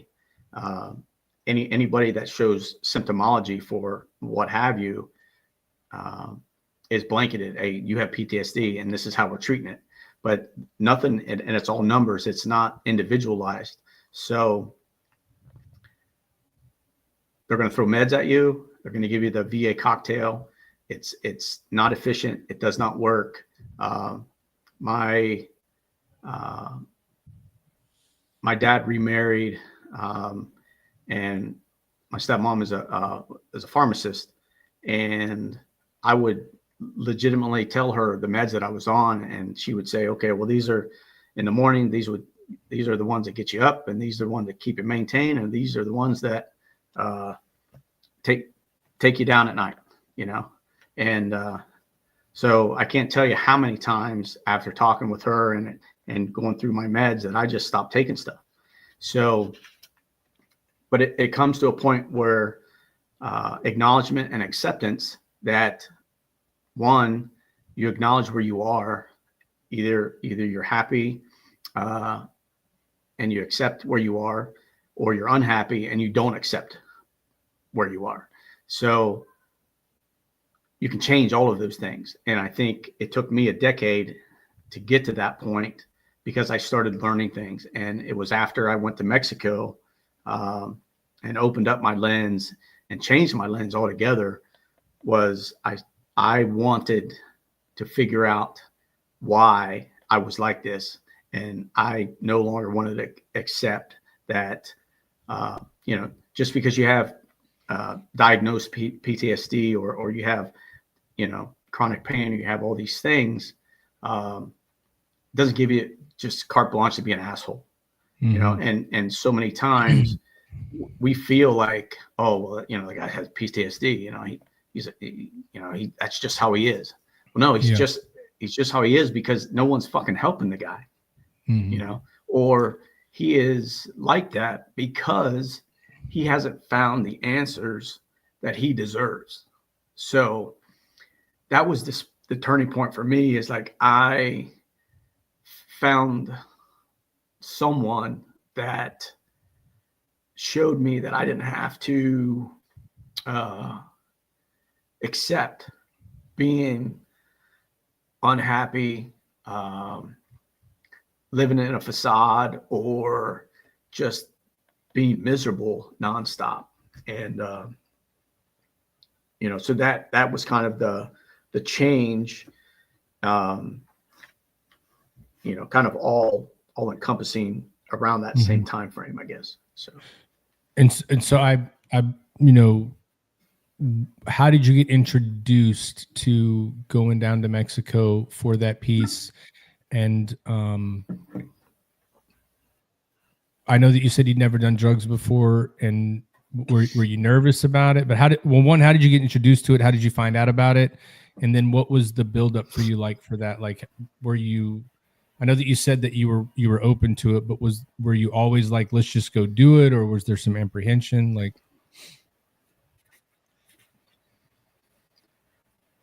well, so Marcus Luttrell had just came back from this treatment, and Caitlin had talked to Melanie and just raved about it. And so she reached out, and then I got a call back right away, and did some, short talk over the phone, and basically said, yeah, you're a perfect candidate, and we would like to extend you an invite to come down. And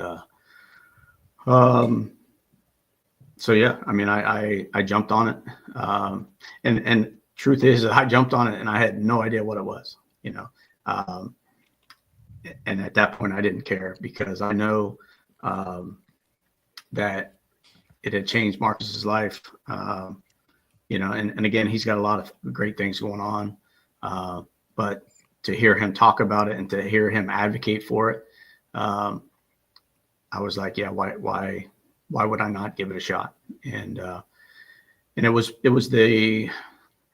probably the most beautiful, most painful, most rewarding, the most challenging thing that I've ever had to do, ever been a part of. Probably as near death as I've ever been, or felt like. And I mean, it was pretty amazing, but it truly started my journey to heal. And because now at that point, I no longer accepted the guy that used to be.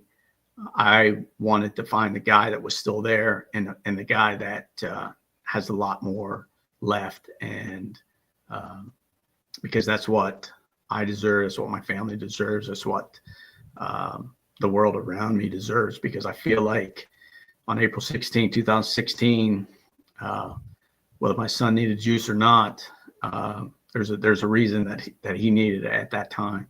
And I have a lot more fight left in me, but a lot more people to fight for, because if I can lessen the length, like I said, I feel like I grinded to stay alive for a decade.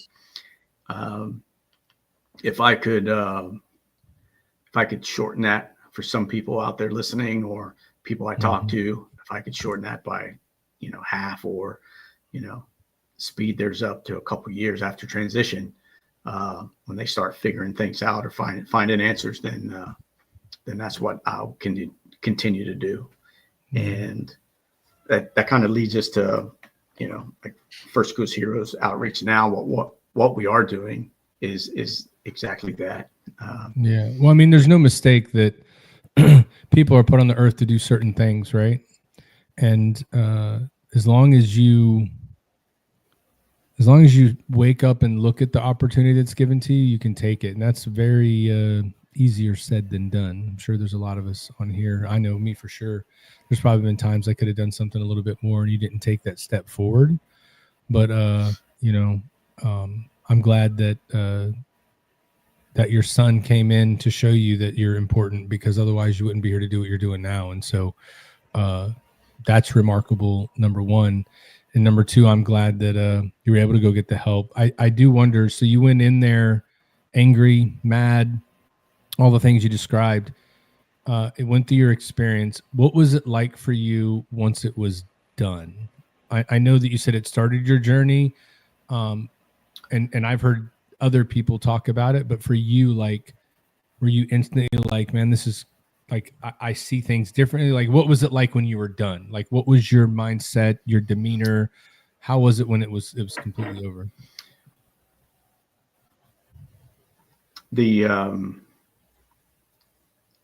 I think overall it changed my lens to be able to see value in everything, and see things that I probably would walk past, intentionally.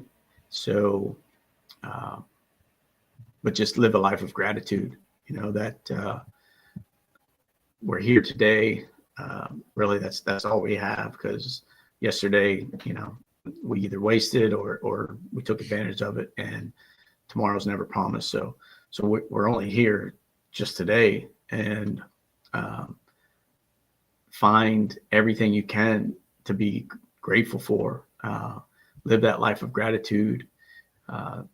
share time with people you care about, because, you know, again, life is short, and so many times we hear about, you know, coulda, woulda, shouldas, whatever. But my lens coming out of that treatment was like clarity. Like, you know, people talk about clarity, you know, like from I don't know, like sober type thing, sober clarity, or whatever. I don't know anything about that, but I do know that I feel like things were crisper. I had left a lot of things, let a lot of things go. I'd made peace with a lot of things. So I wasn't as burdened. My mind wasn't as heavy. My heart wasn't as heavy. And I felt like I was super thankful for so much. And, you know, I didn't want to lose that. I mean, of course I did, but you want to hold that feeling, and you want to keep that as long as you can, because again, we're human, and that's what we need. We need positive human interaction. We need positive support. We need the things that make us better. And I think for so long, especially in our industry, you know, we become numb to so much because of the death and destruction that we see, and we're okay with, and we're familiar with. And that's the other transition piece that folks don't realize, and it's not acknowledged, because, you know, if you do 20 years or you do 5 years, and say you do 5 years and you have 4 deployments, I mean, that's a whole lot of chaos that you've lived in 5 years. You don't just get rid of that because you take off a uniform. And there's no training that they can give you to say, hey, you know, it's all good, bro, you know, because it's still inside you, and it's still who you are. And it's still, you know, that individual that has done this, lived on the edge and life or death type of things for, you know, 5 years, you know. So when you do that for 20 years, it's even exacerbated, because now not only have you been in survival mode for yourself, but you've also been in survival mode for your guys. And I didn't know the value and the impact and the catastrophic nature of moral injury, burden of command, until last summer. Not this past summer, but the summer of 24, when I went inpatient somewhere else, because that was the first time that I'd ever heard that saying, you know. And when you think about the moral injury and how it relates to PTSD and things like that, well, yeah, they're very symptomatic. They're very similar, but they come from 2 different places. So you don't just get rid of that either. And that's a lot to deal with when you transition, especially after a long career. So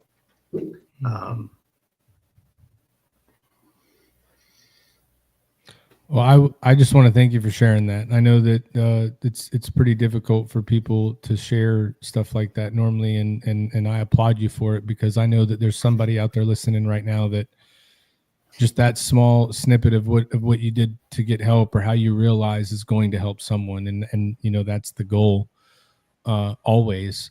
Now, your organization that you're with now, I know you guys rebranded to include veterans, first responders, and just trying to help. I mean, feel free. Like, what are you guys currently doing? What are you currently offering? Just walk us through all the stuff that you guys are able to help veterans do, because I think it's important for people to know that, because I'm sure there's somebody in your area that could use your help, and hopefully this is that avenue for them to be able to reach out and get the help they need. Sure. So First Goes Heroes Outreach, Heroes_Outreach. I think Facebook is just Heroes Outreach altogether. but if heroesoutreach.org is the website. So basically now at this point, unfortunately for a lot, we're using my history as the template, and what we're trying to prevent, basically. So we are about proactive education and resource allocation. We are about educating the transition piece. So we get ahead of the issues before crisis. There's so many organizations out there that have the means and the financial funding and all these things to deal with crisis after the fact, and that's great. But the true success that I will always fight for, and I will continue to fight tooth and nail at my own expense, is being proactive to prevent crisis, because I think that that is the only true thing that gives these guys and gals the chance and the opportunity to live a very long and fruitful life. So if we can be proactive and put all of those, resources in front of these guys and gals that, are in this transitional phase where, what I do now, or where do I go now? I think that's where we have to be honest with ourselves, and we have to be honest with them that, some of these things are just not easy. They're not pretty, but it's just things you have to do, and you have to advocate for yourself. That year, deadly gap between, your DoD healthcare and the VA or what have you. There's a lot of other options out there that can make sure that you're taken care of, and we can help provide some of that. Not provide it in the sense of like it's our providers, nothing like that, because that's just something that we're not capable of doing. But we can point you in the right direction and point you into the right place to be able to get the care that you need until VA type stuff kicks in. And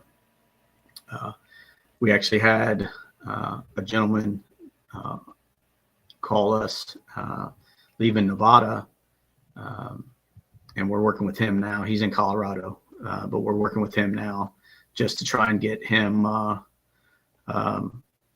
some stability until he gets inpatient. And that's the thing is the message above all else is that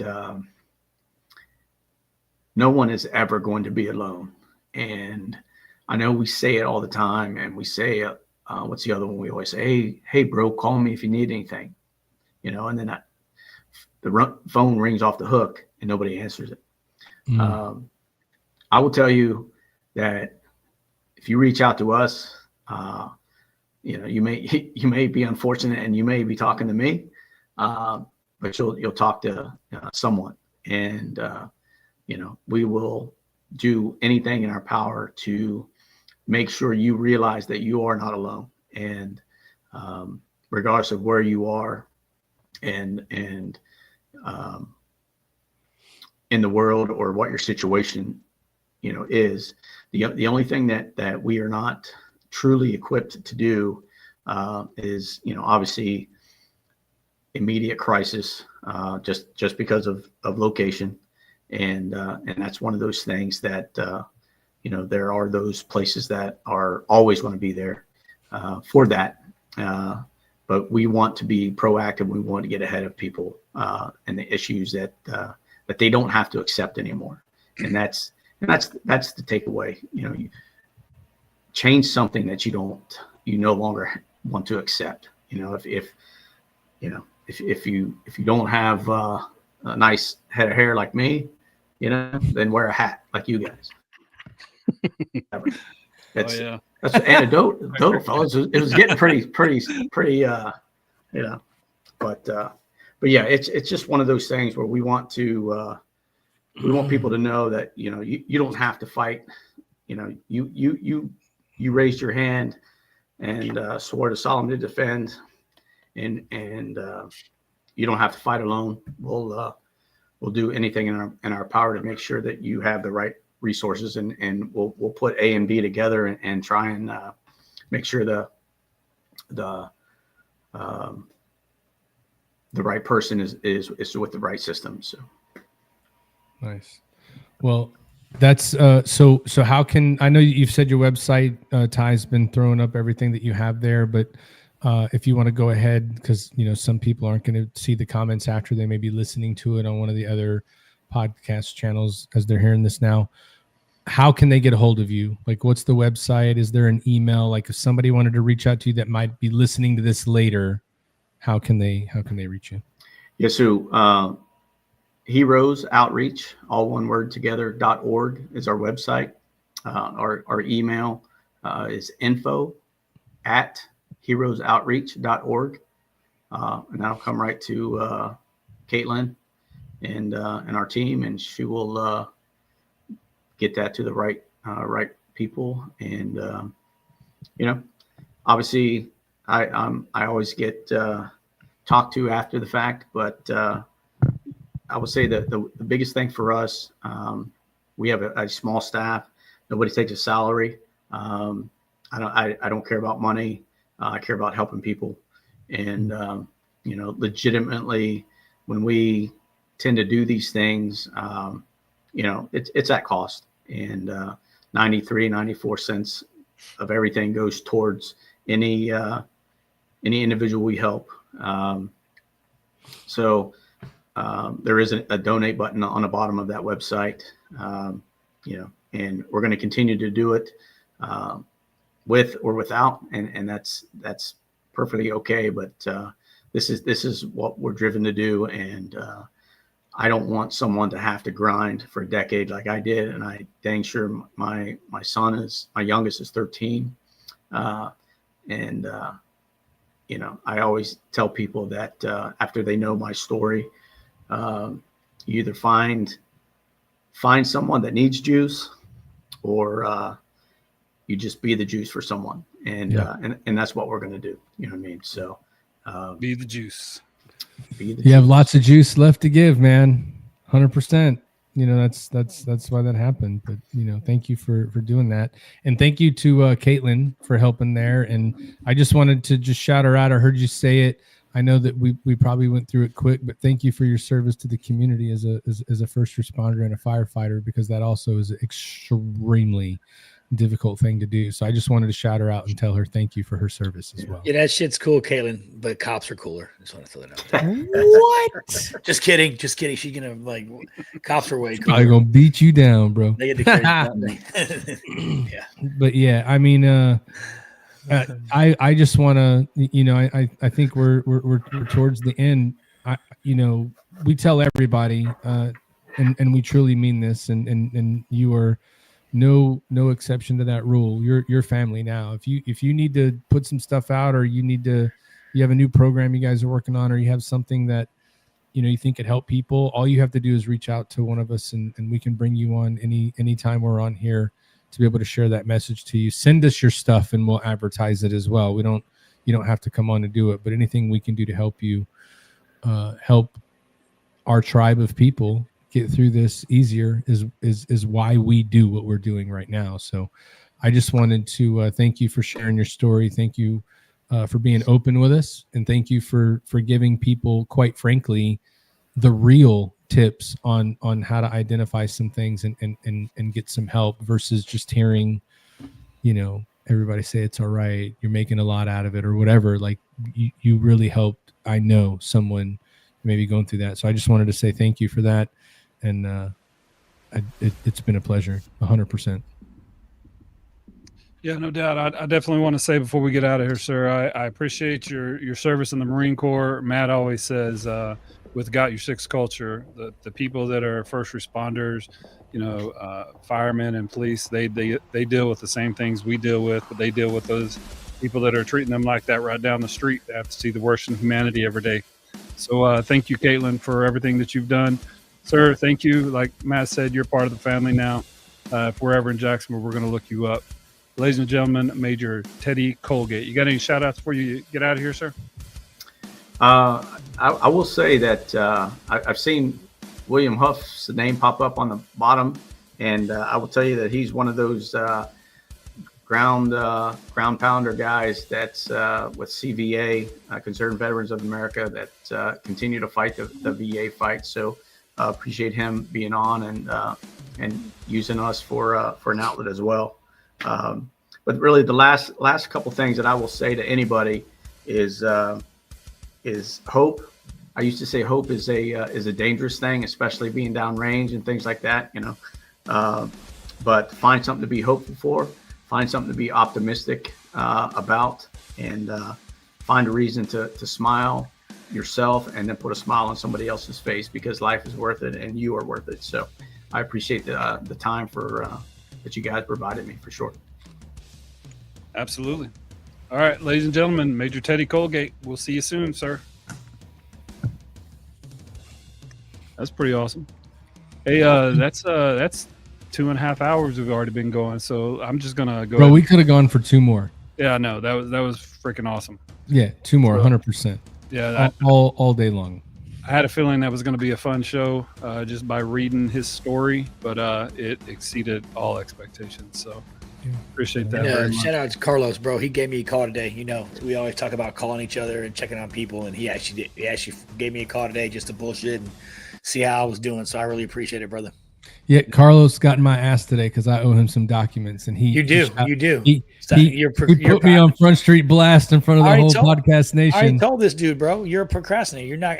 I'm not a procrastinator. I've known you. No, when it comes to that type of shit, yes, you are, bro. It took me. Right. You were retired for 4 years before I ever retired, and I had to ride your ass, and finally had to get Becky involved. And you're like, fine, I'll submit my VA stuff.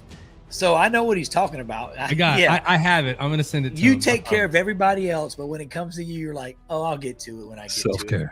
Self-care. Self-care, bro. That's right. I'm going to do it. So, Carlos, I saw your thing. I do have it here, but to be, never mind. That's fucking excuse. Hey, bring it with you to the Danny Dietz, and you can just hand it to him. No, I'm going to email it to him tonight. Oh, there you go. Yeah. Hey, speaking of the Danny Dietz events and everything coming up, next week, our show will be live from the Danny Dietz cook-off with Carlos Calzada. I'll get to that. Yay! Just go ahead and pencil my name in, me and Carlos's name in up there. To go back to that slide. Now just pencil my name in with Carlos right next to that number 1 spot right there. It's on there. Just go ahead and write Carlos Calzada squad. Like that's where we're gonna be. I will accept nothing less. Al has no idea what kind of fucking can of worms he's opening. I'm not worried about them busters. Everybody that's gonna be there besides us is weak, bro. Weak sauce, garbage. The funny thing is, y'all KC Masterpiece barbecue motherfuckers. Y'all ain't some real shit. ACBS. It's like the granddaddy of sanctioning bodies. It's a bunch of weak. Hey, they're not. There's not some real. Ain't no real motherfuckers. Stepping in the pros, bruh. Yeah, ladies and gentlemen, Albert Hero's opinions do not necessarily reflect the moods and opinions of this podcast. For your own moods and opinions. And anybody not from Texas is going to suck anyways. I heard there's people coming from like all over, like Florida. Y'all can't barbecue. They don't barbecue down here. Yeah, we know. And you're going to come win? What the fuck, dude? Yeah, I'm going to win. I'm not from Florida, motherfucker. I just live here. Oh, really? Yeah. Well, then you need to go ahead and you've been practicing. I've seen some of the pictures you've been sending me. They've been looking good. I've been doing. Yeah, but when you go to the restaurant and take a picture of the grill in the back, it always looks good. You know what I mean? Hey man, Carlos is he's got some plans for the MRE. He's got some plans. I don't know if y'all are turning a drink or what you're doing for the Open, but I do like a drink. Yeah, I mean, like you're in for a treat, man. Like Carlos. He's comprehensive, man. It's gonna be fun as hell. But anyway, yeah, our guest next week will be live at the Danny Dietz Memorial Classic Cook-Off, and we'll have Navy Corpsman Carlos Calzada. Bruh. We're also gonna have Albert Hero, Matt Johnson, and Ty Cobb all in the same place. So and we may actually have a couple people come through, drop a little bit on us in the podcast. My dad will be in the area, so he may tell us some crazy stories from like back in the day when stuff was when men rode wooden ships. Men were made out of steel and the ships were made out of wood. You know what I'm saying? Whatever, dude. That wasn't the shit, bro. Hey, hold on real quick though. Trinity, Jaden, Fads, Pro. Love you That's to my death. daughter. Thanks for the saying that you love our podcast. Trinity, there's always a merch drop on sameflagsameoath.com. It's always there. You can just go find it. If you want something special, reach out. I think she's Trinity, asking if when you am I want- buying the next stuff, and she's going to come raid my closet. I think. Trinity, go buy that shirt that says phenomenal on it, because you are phenomenal because you're related to this guy and you're his kid. So go buy Hey, that shirt. It'll look good on Trinity- you. Green looks good. Green will bring out your eyes. Don't- Look at her eyes. don't tight, listen to baby. him. She got blue eyes. Don't listen It'll to bring him. it out. Trinity Al, is a Al should have been with the Red is CIA, their bro. He makes you professional feel drug. real good about yourself, but it's all for him, 100%. No, you got this. Anyway, if after the cook-off next week, we want to make sure that if you like playing golf, Monday, September 15th, the Triple Threat Vet podcast crew will be out playing golf at Willow Fork Country Club for the 4th annual Memorial Golf Scramble for the Project Zero Alliance. Yeah. All right, some upcoming guests we have. I'm not gonna do all those right now, but we do have to get into the sports. We did Fucking fail go. to do the picks last week on the air, but I went ahead and did a video with all our picks. Here's our picks. So you guys had a pretty good week. Yeah, but Ty, you picked Yeah. Miami for real, though? I should have, bro. You Yeah. know what's funny though is I It's on I video. picked. It's crazy, I Ty.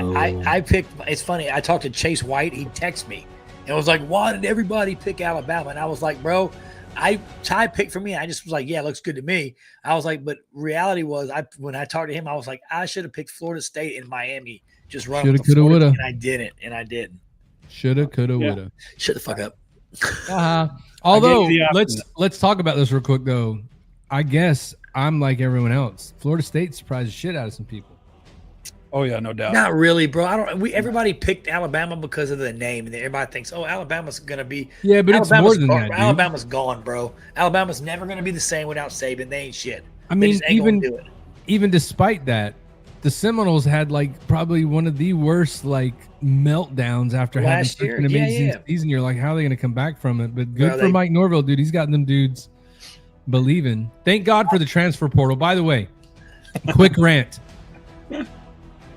I turned off watching college football this weekend because every fucking player that caught a ball, threw a ball, or did something, this transfer from here, this transfer from there. Oh yeah, bro. It's Keep sad. your ass in school and get a fucking education from one school. It's Stop sad. chasing that money. We might as well just change it to the Semi-pro, NFL minor semi-pro. leagues and not college, dude. Yeah, That's all I'm for gonna sure. say about that. Moving on. Nick Saban's going to fix all that. Hey, I I hope do want to so. say that I am excited that Colorado got that ass spanked. Dion ain't no coach, bro. Great player. You ain't no coach, bro. Buster. All right, so call after, timeout. Buster. after 1 week, here's the record. You both are 5-2. I am 4-3. Nice. All right, this week's games. Al, you're the first two games on the thing there. So what you got? Ooh, fuck me. I'm going Memphis Tigers, obviously. Okay. So I'm going Memphis, and then I'm going A&M. Okay, gotcha. It's hard to pick against A&M, dude. It really is. Yeah, but I'm going to help you. They're in South Bend. It's still A&M, bro. I don't know, dude. Irish are going to be fucking pissed that they just fucking let it go against Miami, to be honest. And They should then have played I'm better. going LSU because I think they're the best team in the country. Oh, no, Okay. just the first two. Just the first Oh, two. sorry. All right, Matt, go ahead. What you got? Memphis and Georgia State. I mean, Memphis played pretty good this past weekend. I was like, damn, they beat that ass. I mean, the only way to win one is to take a chance. I'm going Georgia State. Oh, okay. There you go. And I'm also taking Texas A&M. Just trying to trick Al into picking everything. It's hard to pick against A&M, bro. It really is. I mean, They're gonna be pretty good, dude. All right, you got A&M. Gotcha. Yes, sir. All right, so I am going to pick the Memphis Tigers because I have no idea until I looked this game up. I really had no idea that Georgia State had a football team. I at least knew that. I did not know that. So I knew they had a basketball team because Kentucky had some transfers there a couple years ago, but I did not know they had a football team.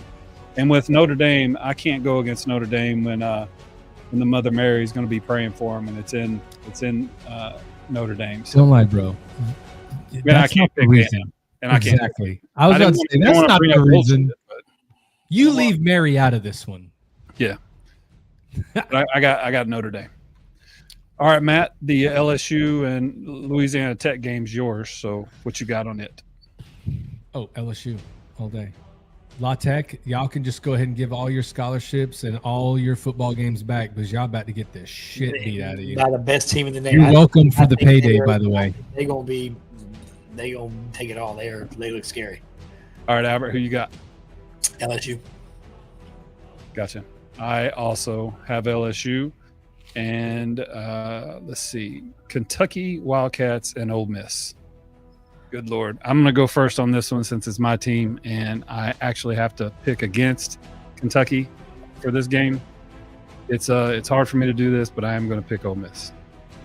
And the next one? And the next one, Eastern Kentucky Colonels. This is another one where I was unaware that Houston Christian Huskies existed here in Houston. I don't even know if it's in Houston, but I'm going to go ahead and pick Eastern, even though they got their ass whooped last week. I'm going to pick Eastern. Right. Go ahead, Matt. Ole Miss and Houston Christian. No shit, for real? Yeah. I told you got to take chances. I'm taking chances this year, bro. I'm going. Well, you may win on that one. So you said who'd you say now? Ole Miss. Ole Miss. Gotcha. Houston Christian. I'm going Ole Miss Christian. and EKU. There you go. Keep doing Ole that. Miss and EKU. Got it. Only because I'm almost picked with Matt, but I've never even heard of Houston Christian, so they can't have. Come on, bro. I mean, I don't know who the fuck they are. High I school. never even heard of Eastern Kentucky till he said we were. Bro, picking you've up. heard of Eastern Kentucky. No, come on. You've heard of Eastern Kentucky. Anyway, Come on now. You see how Ty almost jumped through the screen? Oh, shut your mouth. That's the first offensive thing you've said all night. I'll know. So here's the one everyone's picking, and whenever the service academies play, I'm going to throw those in there as well. Okay. Yeah, whatever. FSU and East Texas A&M Lions. Who you got? Go ahead, Matt. Take a risk on this one. bro. Take a Florida risk. State. No, come on, bro. Take a risk. No, I dude, never I'm even playing heard smart, it. homie. Playing smart. Taking Florida State. I'm going fucking them Seminoles, baby. Let's go. I live down the street from. I have to put my picks where all my fucking money is Yeah, gone. you bro. don't have know to do what I'm that saying? shit. You don't have to do that shit. Shit. That's You true. could have picked you if you're gonna be a baller. Pick East Texas A&M Lions. No, I already spent money at Texas A&M. Fuck East Texas A&M. Who are they? I think they got the shit beat out of them by somebody else this past weekend. Who you got, Ty? I'm picking FSU. I don't, like I said, I didn't even know who East Texas was. So We only have 6 games this week. Are we going to pick a wild card to make it uneven? no, it doesn't matter. We're gonna pick up other games throughout the year with the talk about search it academies. anyway. It'll all equal out. Yes. All right, don't forget though, fellas. Next week we need to start making sure our guests pick the games with us. They need to be ready to do that. Yeah. Yeah. Well, we need to switch the hot seat back to the end then or something. I don't know. No, we're good where we're at. We just need to let Oh, them know. you have them pick, before they jump off. We can be like, yo, we got to get to these picks after everybody, after they shout out whoever they're going to shout out and all that stuff. Then we just go like, hey, but we want to, we're going to pick these games, Got it. Yeah, we'll do that next time. Yeah. All right. Well, there's the picks. Hey, this is a great show, man. Like that was a lot of fun. Yeah, he's cool. He's in Jacksonville too. No, he's in Virginia now. Virginia now, but when he Northern- started the Northern thing, Virginia. He's in Northern Northern Virginia. Yeah. Okay. Hey, man, let's get out of here. Take us out, Matt. Bye. Well, once again, another great Thursday, another great guest. This one I know is the one that's gonna help you get through some things. So if you haven't heard it live and you're hearing this after listening to the podcast, well, first I'm gonna say you're welcome because I'm selfish like that. We just want to help you. And so the last thing you just saw it go across the bottom of my screen. SameFlagSameOath.com. We're selling t-shirts. We're still selling t-shirts, 100%.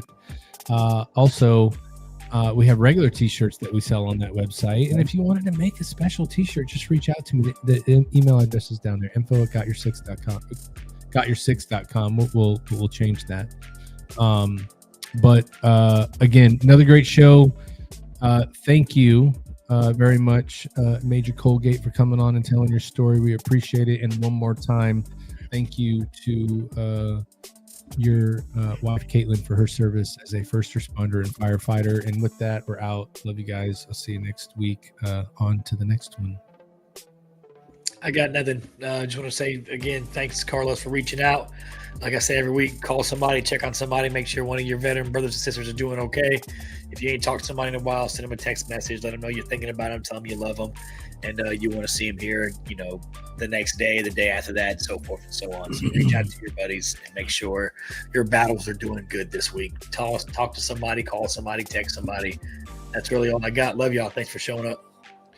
Yeah, no doubt. And then next week, remember, all three of us are going to be in the same place with our guest, Carlos Calzada, at the Dandy Deets cook-off. We look forward to seeing you there. The next week, we'll see you. Love you, Pete. If you or someone you know is in crisis, contact the Veterans Crisis Line at 1-800-273-8255. Then press 1.